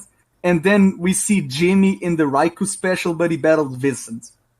Despite of how much I like that Bulbasaur tied with a Meganium without using poison moves, we were robbed of seeing Meganium versus Bailey. Oh, you know what? That's another episode that I love. Bulbasaur and Squirtle returning and playing with each other. That was adorable. Just saying. Jimmy is the dude named Ethan in the manga, right? Yeah. In the manga is Gold. In the remakes of Johto is named Ethan. Yes. Oh, okay. But what were you going to ask though? Please give say hello to the fans, by the way, or folks. Oh, what's good, y'all? Well, I'll tell y'all afterwards after everything is done. But all I gotta say on Johto is I heard Chikorita cut it out. That was his worst Pokemon. Right. But we're talking about the best Ash Ketchum moments per region, so let's focus on that. The best Ash Ketchum moments? Yeah. In Johto? National Ash Ketchum Day? His best moments. I can only say mostly on Sinnoh, so I'll stay out of Johto. Okay. I can only talk about Sinnoh. Alright. What? I think real quick though. I think this is gonna be our. Yeah, I guess we're moving on to Hoenn. Might be our last one for the night, because I'm realizing my laptop only has like 2 hours left, and given the fact how much we talk, that's about as far as it's going. Knowing how much we talk, I might have to leave after Sinnoh, which makes me really sad, because we're gonna save about this discussion for part 2. Okay. All right. So we only go up to Sinnoh tonight. I wanna be a hero. I gotta sing it, okay? Can we just say that that in Hoenn, that I think his best moment was literally Ash versus May in the contest. Like that was the one that first came to mind. That was the fact that he was able to put his battling style into a performance and then made it all the way to the final round. Oh my god! Oh no, they didn't. Oh no! What is it? Oh no! What is it? What? Why they gotta make Cameron Lucario the thumbnail for Unova? Oh, John is going to hate that. John is going to hate that. Okay, but even bigger of a middle finger. They show the frame of Greninja before he falls down as the Kalos thumbnail. No. And then they show freaking Lycanroc punching Duskform Lycanroc for Alola. He looks like he's gonna lose. No, guys, look. No, because it's Ash's first league battle, hashtag National Ash Ketchum Day, fighting fire with Fire and Johto, hashtag National Ash Ketchum Day. An electrifying Hoenn semifinal, hashtag National Ash Ketchum Day. A mythical match in Sinnoh, hashtag National Ash Ketchum Day. Mythical. An ever-evolving battle universe. Shut up! Hashtag National Ash Ketchum Day. The Fierce Kalos Finals. Hashtag National Ash Ketchum Day. Ash is victorious in Alola. Hashtag National Ash Ketchum Day. Screw you, Pokemon. Why you gotta remember Cameron? Isn't it that fat dude? Oh no, Cameron's the dude with the headband. Yeah. Oh my god! You were thinking of Stefan. Oh, my dude Stefan has sauce a little bit, but Cameron, hey yo, that dude Cameron, dude literally got a power boost out of nowhere. It's interesting. Why are these videos so boring though? Because it's literally just happened today. They were made at last minute. Oh god, this hurts. I'm realizing now how much this hurts. Just freaking, especially the Greninja one. That hurts me. Oh, why you gotta do my Froggy Boy dirty like that? Oh my god, I'm so dumbfounded. Yeah, of course KG's gonna notice the freaking Kalos one. Freaking hater. Oh my god. So are we going to put the moments on hold and wait? Actually I mean, I'm down to continue, but that's up to everyone else. Johto and Bonfantino's are last. What? What is? And the Unova one, when Riolu evolves, the lady goes, "Oh my god!" And I'm like, "What the hell?" They are toying with us. No, I'm not even kidding. When Cameron's Riolu starts to evolve, the woman goes, "Oh my god, Riolu's evolving!" That generic as, oh my gosh, it's evolving. I can't. I'm not even kidding. It's hilarious. What is life? We favorite moments in each region. Alright, so I guess today was the original series. We're kicking it up with Advance next time. I think for the next one. AG's our last stuff. Oh, we're going AG? Okay. Yeah, AG and Bonfantino. Okay, let's do AG. Technically, actually, right. yeah. That well, makes my sense. favorite AG moment, obviously, the combined contest with May, but the I was me first because we're going up. Yeah. The Poke Ringer was my favorite moment from AG. Yes. With Ash. Poke Ringer. Where Taylor evolved in the Swallow. Mm-hmm. And to those who are watching, the whole Thunder Armor stuff, it was stupid because it didn't reveal that Swallow could potentially have the Guts ability. I thought that the Thunder Armor was going to be like that one thing that was going to say, oh, Swallow has Guts, like when he's paralyzed, he's more stronger or something around those lines. But no, it was literally plot armor with Thunder as a twinkle. Wait. What is Swallow's ability? It's unconfirmed, but they could have confirmed as Guts because Swallow has Guts. Well, wait a minute. Oh my god, guys, Ben's at a loss for words. If we don't know, then maybe it is that. Yeah, but it's not explained because they only started to. The abilities were starting to be seeded in AG because it's a Gen 3 thing, but they only started to be explained more in Gen 4.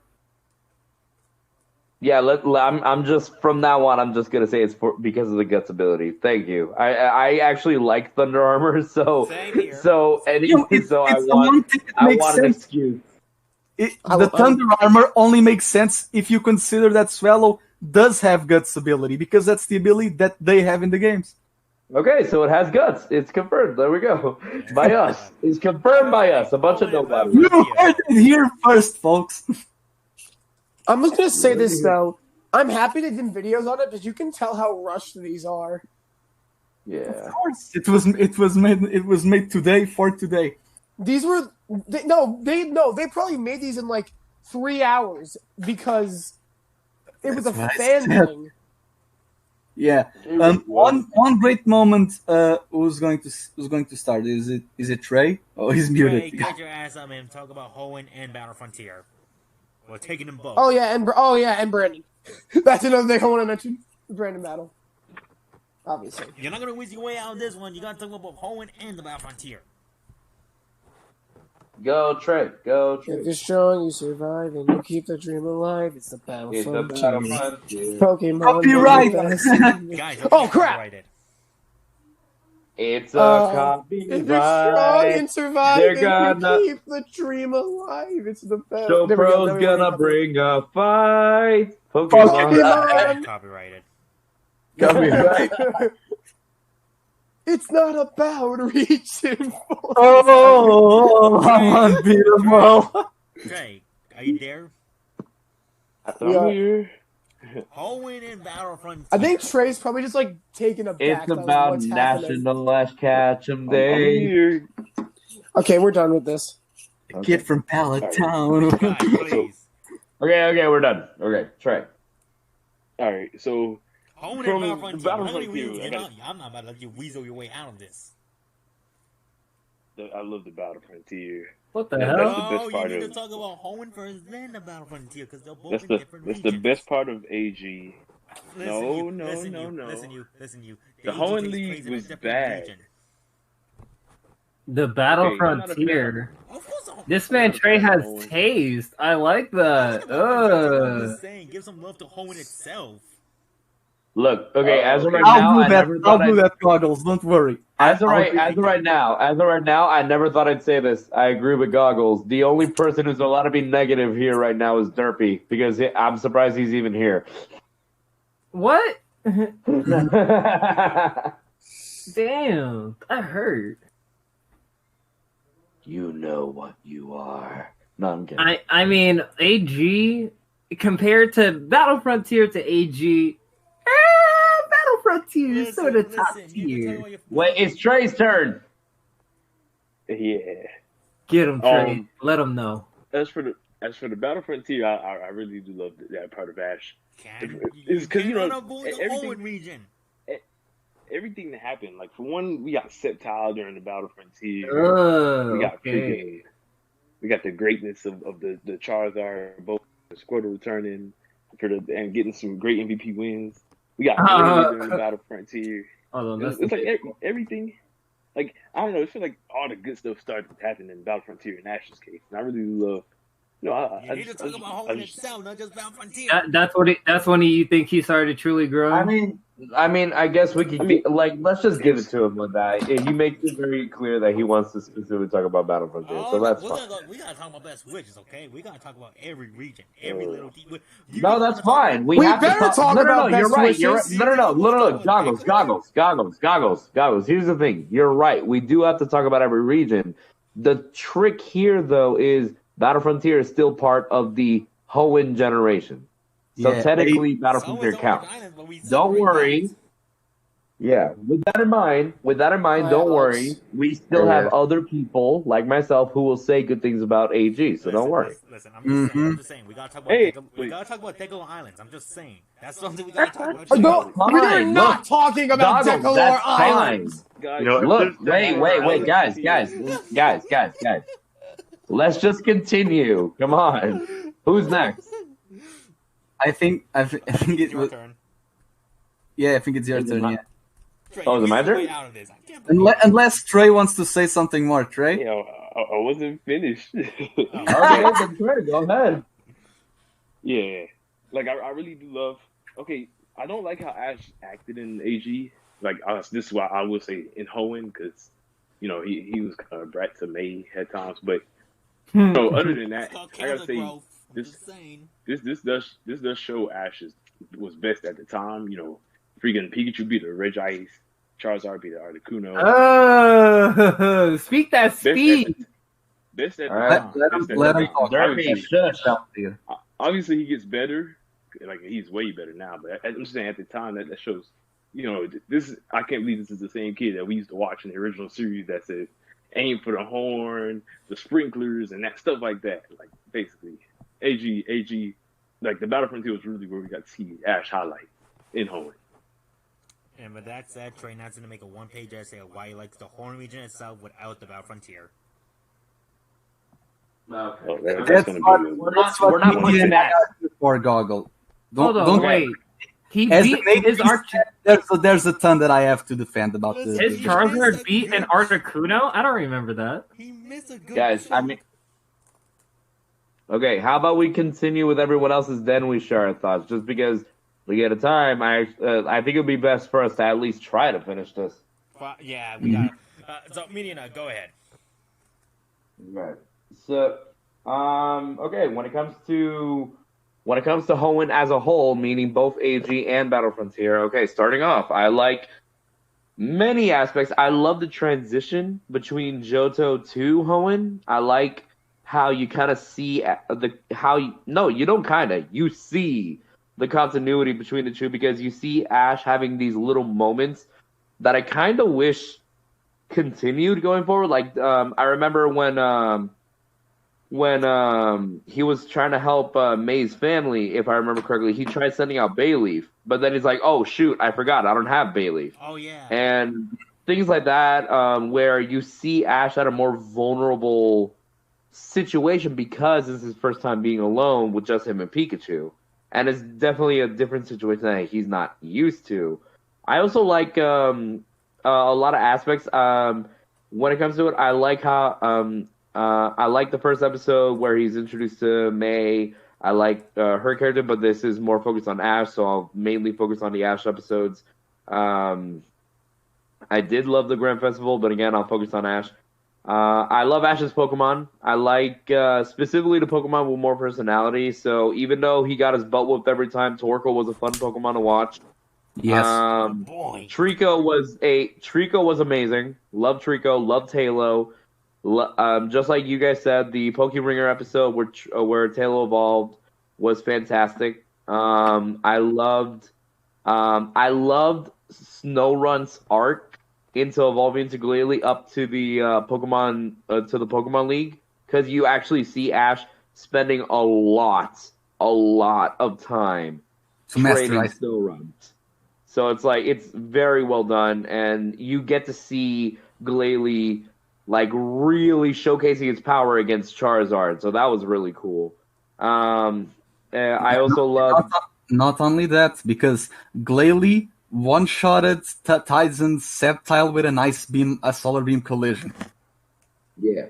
Also, another thing that is connected to Ash that I really love is specifically when it comes to the gym battles. There's a lot of really good gym battles in Hoenn, especially when it comes to like certain Pokemon like Pikachu learning new moves. Because Hoenn was definitely the series that introduced, well, not really introduced, but really started introducing a focus on like 4 move structures, specifically with Pikachu, because we see that it starts learning and mastering Iron Tail, and then later on in Battle Frontier you see it learning Volt Tackle. But so certain battles like Roxanne is really important because of that.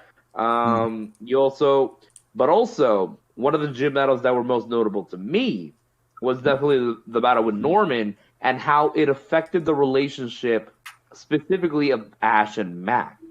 Because Max, as of this point, was looking up to Ash in a very different way. Because when they first met, obviously there's all the memes of Max being like, "Well, you didn't win this or that," but you saw throughout the journey that Max would grow to have a bit of a little brother bond with Ash, looking up to him, seeing his battles, being like, "Oh, that's so cool," and "How is that possible? That's so awesome." And then it came to the point where Ash had to battle Norman, who is Max's hero. And then Ash wins. And you see Max, who, remember, is a small child, react to the idea of not knowing how to feel, and thus, running away, reacting in a way of like, how can my hero lose? And it's really interesting to see how Ash handles that, because Ash doesn't handle it angrily. He doesn't handle it in any specific way. He just handles it in a sense of like, in a way of understanding. You know, him like, hey, no, I understand what that feels like, and it's okay. Like, in the end, he can still be your hero. You can still look up to him. But I guess now this is a lesson of like, just because someone loses, and this is something that Ash himself understands very well, just because someone loses doesn't mean it's over. You just keep getting up, and you learn from your losses, and you keep going. And that's something that I feel like a very good moment, character moment wise, between Ash and Max. And the whole league was fine, nothing too special. I liked certain battles like Grovyle versus Wolrain, Glalie versus Charizard. The Puss in Boots Meowth was very fun. I'll say that. I forgot his name. Harrison was a fantastic character within the league. I'll say the way. Morrison. Oh, sorry, Morrison. My bad. What? You talking about the orange one, the one that Goku? Yeah, the samurai guy. Him. Yeah. Where he was holding back in his battle because he developed such a deep admiration and friendship with Ash that it's like he didn't want to go hard on. He didn't want to go hard, but then like Ash was like, "Hey, no, like we're supposed to be friends, and if you're my friend, you have to understand that we're also rivals. I want you, my friend, to give me your hardest. I want you to try to win." And it was such a wonderful moment. So there was that. Battle Frontier brought a lot of really cool things. Obviously, we get reintroduced to all of Ash's Pokemon, which is fun. We got to see a lot of legendary, fantastic battles. Charizard versus Articuno, Bulbasaur, Squirtle, Charizard versus Brandon. We got to see Corphish and Swellow versus Arcanine and Swampert. We get to see Grovyle and Snorlax versus Medicham and I think Hariyama? Yes. And it was so fantastic. Very well done. I enjoyed all of it. I love the interactions. Not to mention that Scott, in both sub and dub, states to Ash that these guys are Elite 4 level. Yes. I just want to cut everyone off for 1 second and say, after we talk about Hoenn, we have one more thing that I think we might need to talk about, and that's about journeys. Okay, that's fine. It's about the what now? Yeah. I just saw somebody sent me some new information. It's going to be real quick, but okay, that's fine. That's fine. But it fits with Ash. Like it fits with the Ash. Yeah. But yeah, no. Just to finish it off, those are mainly all of my favorite moments within Hoenn. Sorry if I took a while. I wanted to showcase that someone liked it. Okay, I liked Hoenn. Okay, so as the AG stand. He talked about the Battle Frontier. He talked about the battles. That's what it's called, the Battle Frontier. We literally just talked about the Battle Frontier. One more thing I want to mention in case no one else does. I love that one battle in the Battle Frontier where Ash uses Tauros, Pikachu, and Corphish, I believe. Really well done with that one trainer that a lot of people like. Annabelle, yeah. Annabelle. Loved Annabelle. Love Annabelle. Very sweet character. I wish I could see her again. I was with Ash when I found out she was a girl. Okay, so in regards to AG, Hoenn, and Battle Frontier, the moment we see Ash transition to Owen, like the music states, kid from Pallet Town, brand world to see, don't know what's ahead, but it won't get the best of me. That's Ash in Hoenn. He knows what he's doing, but he's doing it in a different way. He's going to start a whole new journey. He then meets May and Professor Birch, right? And there's one thing. In the episode where Pikachu is overcharged, in the original, in the Japanese version, the background music that we heard about Pikachu overcharging is the Reggie music from Ruby and Sapphire. Yeah, and they also use that music in the chamber in Oldale where we see Team Magma sing the Relicanth, so maybe they were plotting something for the Reggies, but we never saw. Max recognizing Ash from Johto and seeing Ash as this trainer, and like you said before, Norman was his hero and his father, and Max, as a 7-year-old, didn't handle it that well. But then they handled it better when they wrote Bonnie in X and Y, because Bonnie didn't pull a tantrum when Clement lost. Bonnie was just a better character overall. Bonnie was just a better character. No, because they learned from Max's errors to know how to write Bonnie. You know that whole thing about May walked so that Dawn could run? It's the same thing. It's the same thing. They learn how to write better characters with time. The whole thing of 4 moves. Pikachu mastering Iron Tail was great, but the one thing that I don't like in the Roxanne battle is that we see that in the games there's this flower shop where Brock catches the Lotad, who knows Water Gun. That's an egg move, by the way, and also Razor Leaf. And in that flower shop, there's an NPC in the games near that flower shop that gives you Bullet Seed. And Trico battled the Rock Gym without any grass moves, not even Bullet Seed, not even Absorb. And that's what I don't like about the anime doesn't do TMs or HMs. Yeah, they don't. They never will. Then again, it could have been a nice correlation. They don't have to put a disc on Draco. So basically, you would have hoped like Ash would have been like in a flower shop and like say, for example, a trainer that has a Pokemon that knows Bullet Seed, and Ash is like, "What's that move?" No, because Iron Tail's also a TM, and Pikachu mastered Iron Tail by lifting rocks with its tail. That's literally what I'm saying. Like Ash is the type of character who sees a new move and want to teach it to the Pokemon if it wants to learn it. Yeah, it would have been way better written, but they didn't. Then again, we saw the whole the Devon Corp and the Team Aqua, and then they went to Granite Cave. It's a great episode. But they say that Steven Stone is a great trainer. Maybe they were hinting at a champion status, but then Emerald appeared and they had to recon Wallace to Juan. And in DP, we saw Wallace as a champion, but then it's like basically the anime makes Wallace being the champion and then Steven. It's the other way around, like in the games. Great moment in Hoenn. It's the battle versus Watson, because Pikachu basically destroys this robot Raikou and one-shots everything. And Ash's humility, it's what makes him say, "Oh, I didn't earn it, take it." And Ash's attitude was what made Watson realize, "You can have it, but just promise me that we'll battle again." And we saw Torkoal versus Manectric. And Ash even stated that, "Oh, I lost, so I should get you the badge back." And Watson like, "No, I respect your humility and attitude.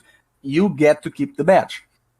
Ash saving Professor Cosmo in the Mount Chimney against Team Magma and Team Aqua. It was great.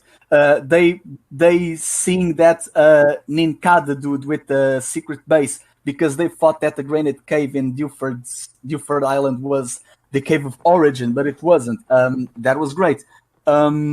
We seeing the whole character of Ash like being more cocky and having more stubbornness, because he finally defeated Gary, so that went up his head a little. And that's why in AG we don't see Ash supporting May a lot in regards to her dream of being of coordinator. It's like every time May's in battle, Ash is just training off screen, or maybe training in the sidelines like he was doing with Snorunt. And that was Ash's way of realizing, wait, I should be supporting her like she's supporting me. And that's what he did with Dawn in Diamond and Pearl. Continuing on, we didn't have Brandon or Wally. It was stupid. We did have that. We had Vito win straight from that battle house in north of Mobile with that family.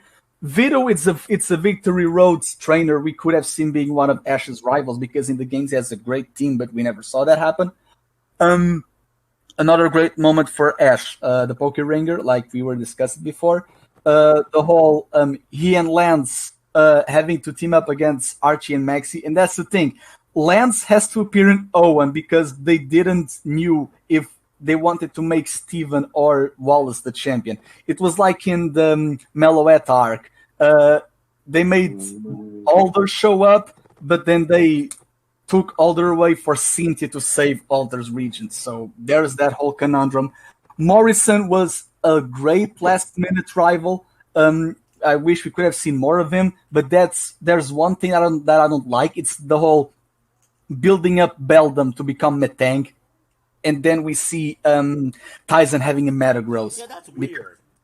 Yeah, that was very weird because we saw that Steven's ace, quote unquote, was Metagross in the games, but in the anime they were trying to make it Aggron.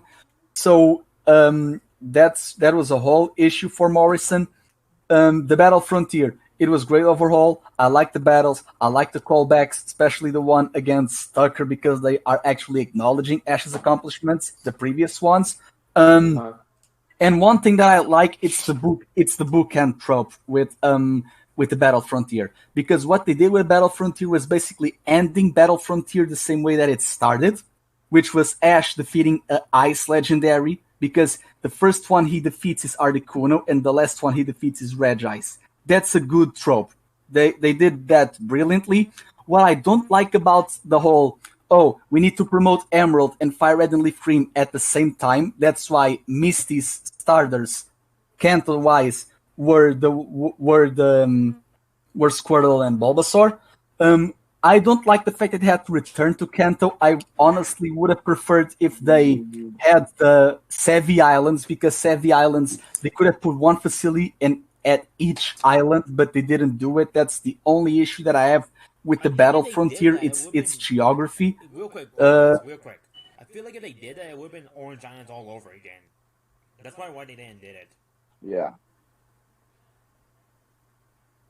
Yeah, but revisiting Kanto at 50% of the time that they visited Owen, because at the very least they should have said, there's a different section of Owen with the Battle Frontier, but yeah, but they couldn't do it with only an island. But imagine if it did it with 7. I mean, there's also the Bird Island with the Oxys plot, and they could have. Either way, I think we're getting off the topic because now we're talking about how the region should have been. In reality, we're just talking about Ash. No, but I was talking about Ash's great moments in AG, Owen, and Battle Frontier wise, and there's tons of them. There's tons of them. Despite of the many flaws that I see in AG was a good show. It was a great continuation of OS and a great segue to DP. What I like to call the Eastern Saga of Pokemon, because it's in the Japan mainland of the Pokemon world. Alright, so I guess it's my turn then. First off, I gotta give props to these fine folks giving love to the most underrated region ever. I need water. I disagree, but I still love Helen. I love Helen, but many people would shit on it. Mostly because Ash. If anything, I actually like Ash's personality. This is one of my favorite moments, like Ash's personality. Yeah, he was rude, but keep in mind though, this is still what Ash was still developing. So I knew he was gonna get over this like cocky ass. This was before they rebooted Ash into a perfect protagonist, so he was still learning. So yeah, like I like the mentor role he had in AG teaching May.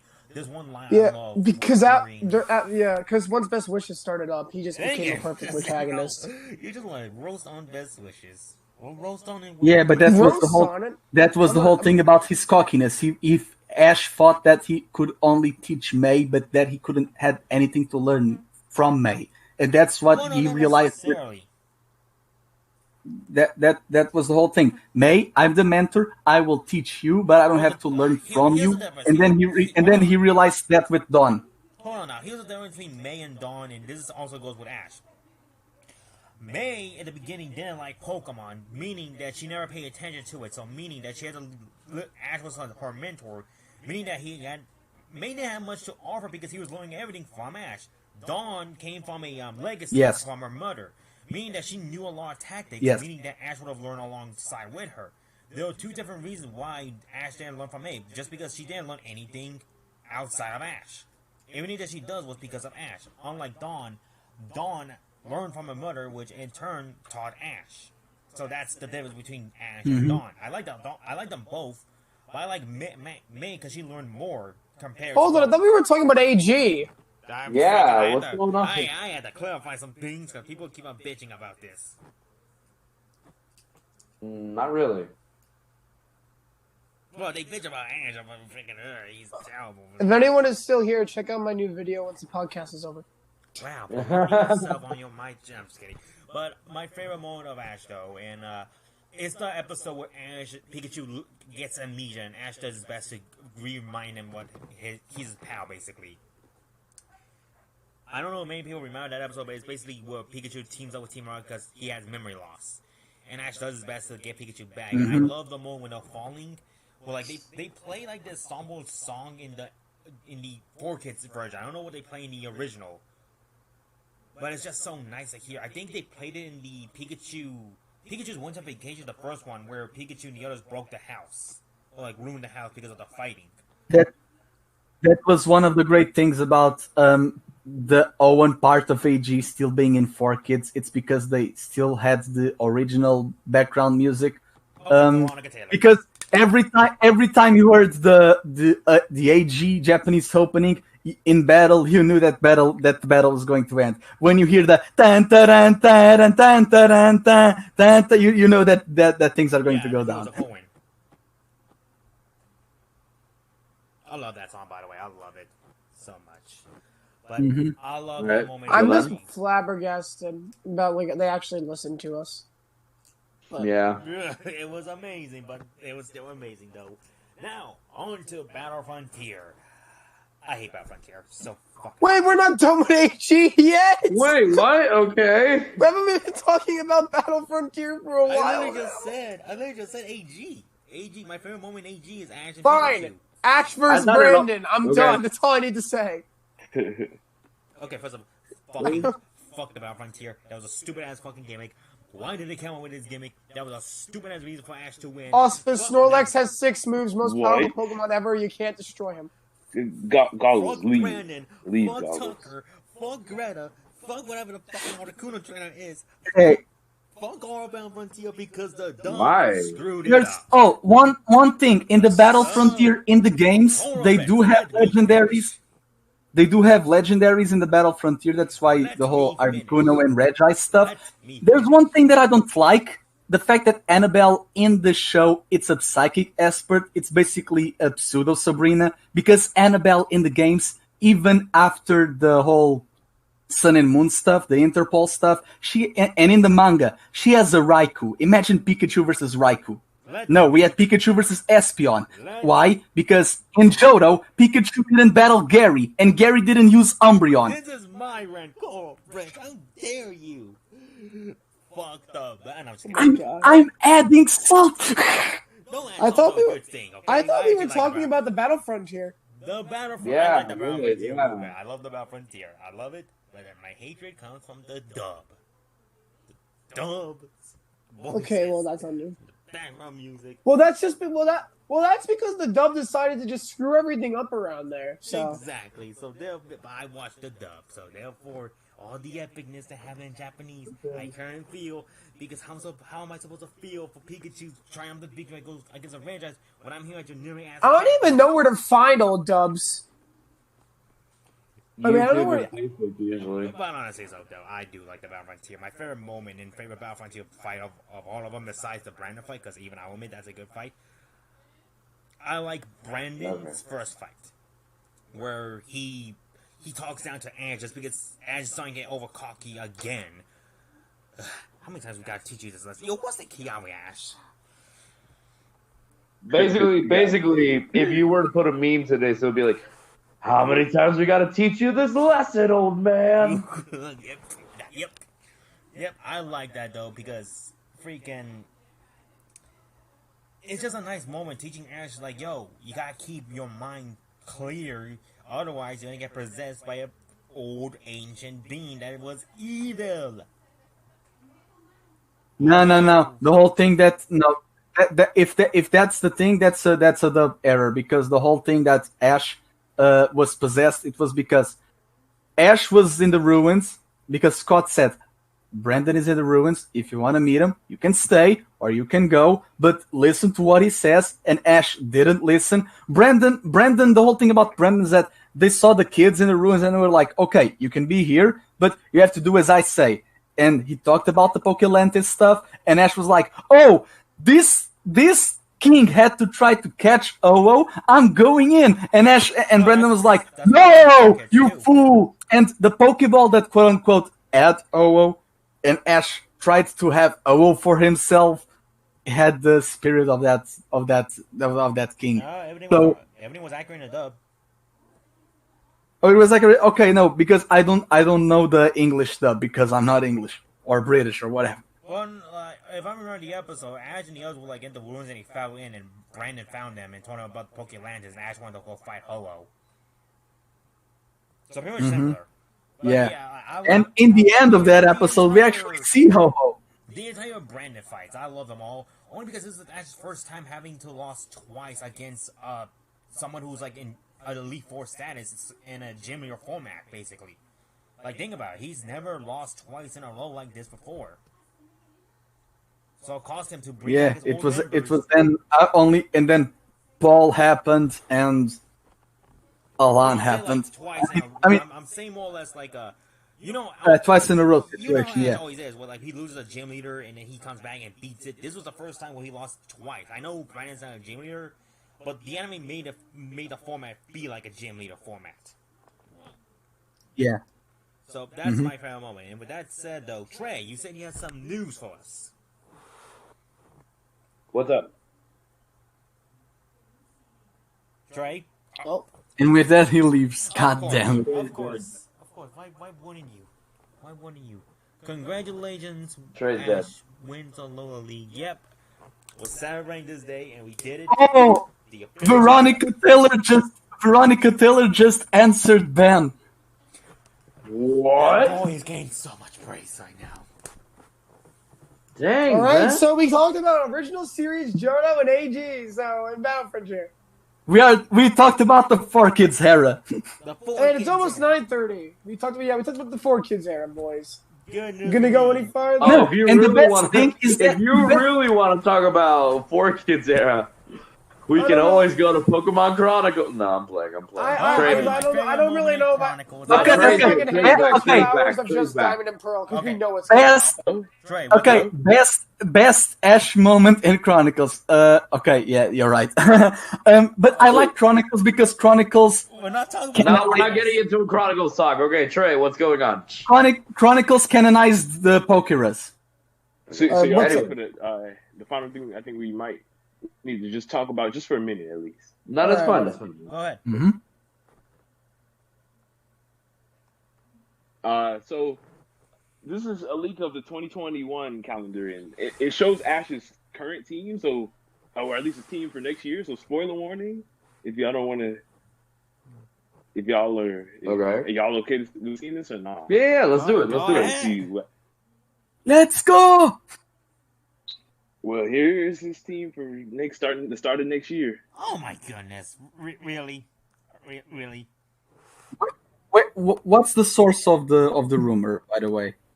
Oh, I mean, Where is the rumor? This is the official 2021. Oh, okay, calendar. here we go. Okay. So, the Pokemon that are in the calendar. Oh, I've seen this. Yeah, I've seen this already. This has been out for days. Yeah, I mean, is that much of a surprise though? Farfetch is missing, which means it might be released soon. No, I wouldn't be surprised.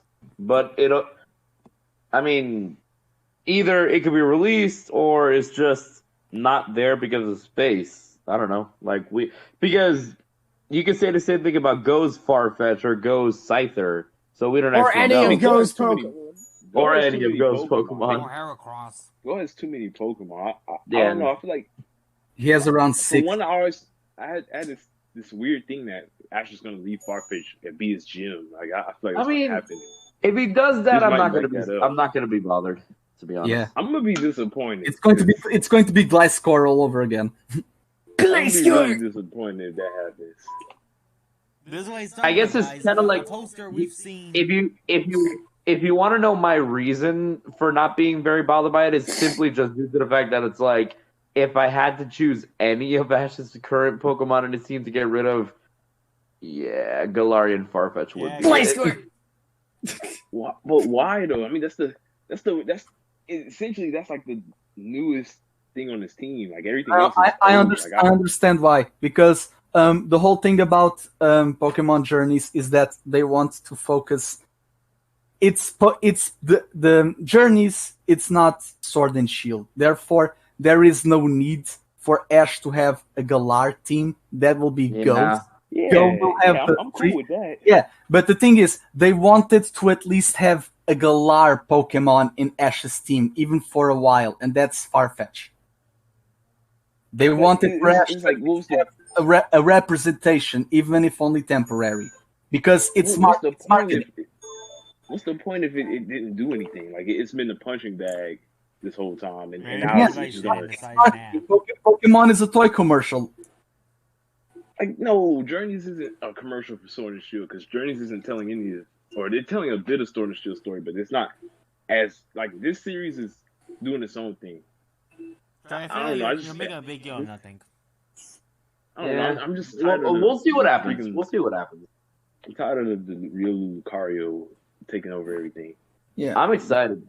I guess for me, my reason is mainly just the whole this series. When it comes to Ash for Pokemon Journeys, and I've said this in my video in some of my videos already, is just this series should more focus on Ash getting popular fan favorite Pokemon that he could use that are powerful. Because it's the World Championship. Leave all the other like whether they're Galarian or other just whatever other Pokemon to Go and Koharu that could help them develop their characters because they're the characters who need character development. Ash's character development should stay within either meeting old friends, meeting old Pokemon, or trying to win the World Championship. That's just my opinion. So Go and Koharu. again, that's why. They need the That's character. why I'm not bothered. Ash, because Go and Koharu are the new protagonists. They are the ones who need the character development. Ash winning a league conference and being the first ever champion of that region, it gives him already a character development after 22 years. What he now needs, besides development, it's a closure. And character closure for a 25-year-old run show, it will be hard. And that's why he's getting all of these Pokemon that are in the final stage, because in a way Ash is already in this final stage of his journey. Exactly. But Pokemon being in the final stage doesn't mean that they are strong, because you can get under level Dragonite in the wild. You can get a level 25 Gengar. So not Ash only that, needs to train.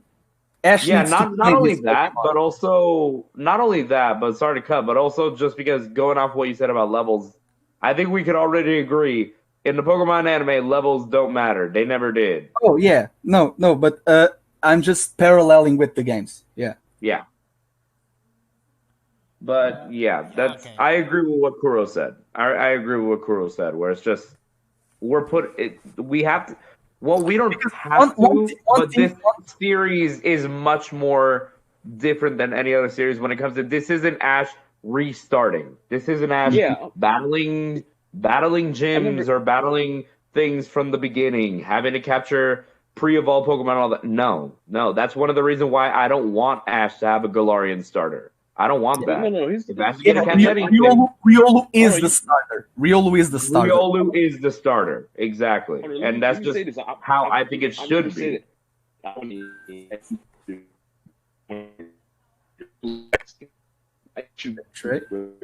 Hello? Farfish, then what's the point of hello?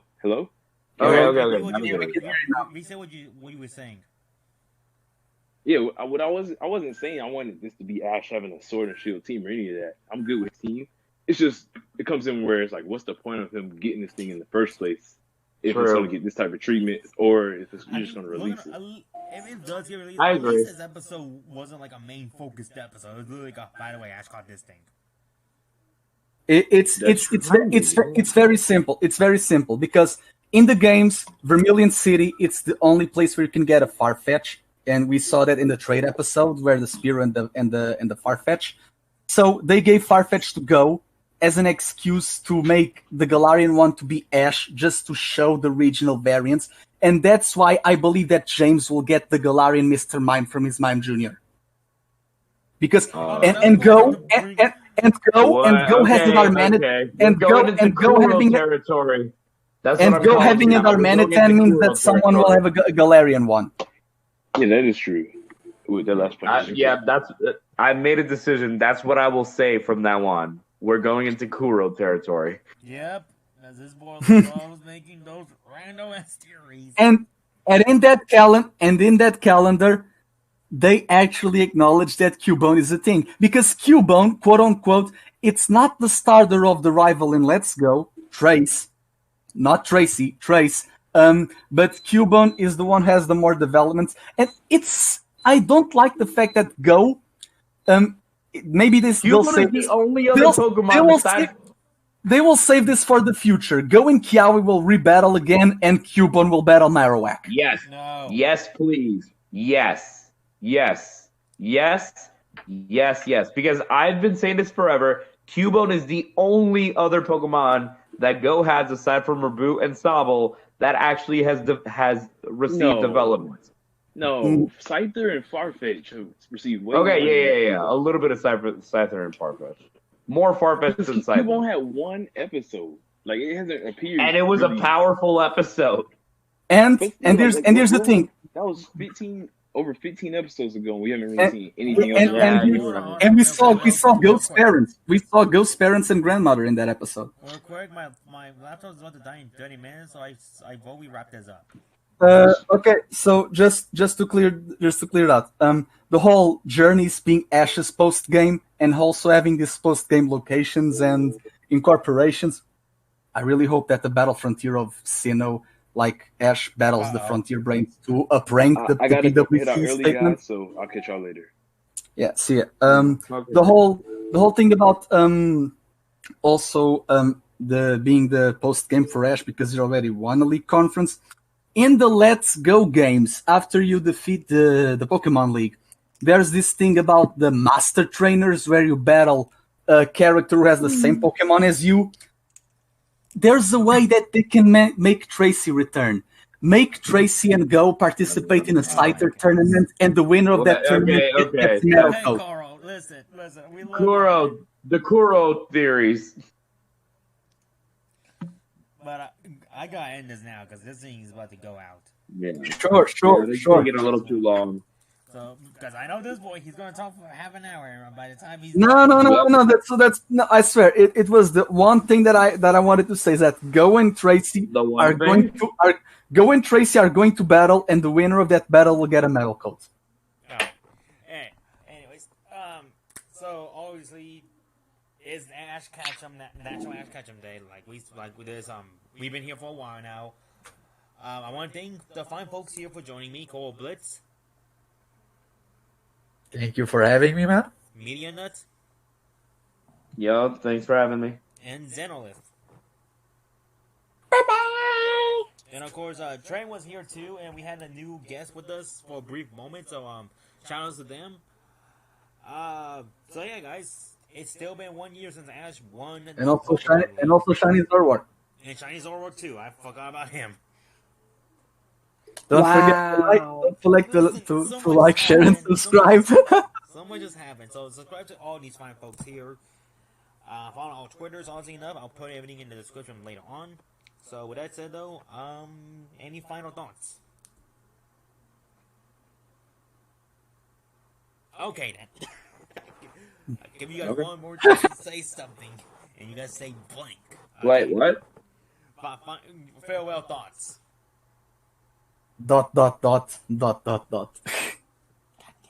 Hello. But alright. We're gonna head out, guys. So with that, Alright. I will see you all next time. See ya. Okay, what happened? Oh, well, about to end the stream. Any final thoughts?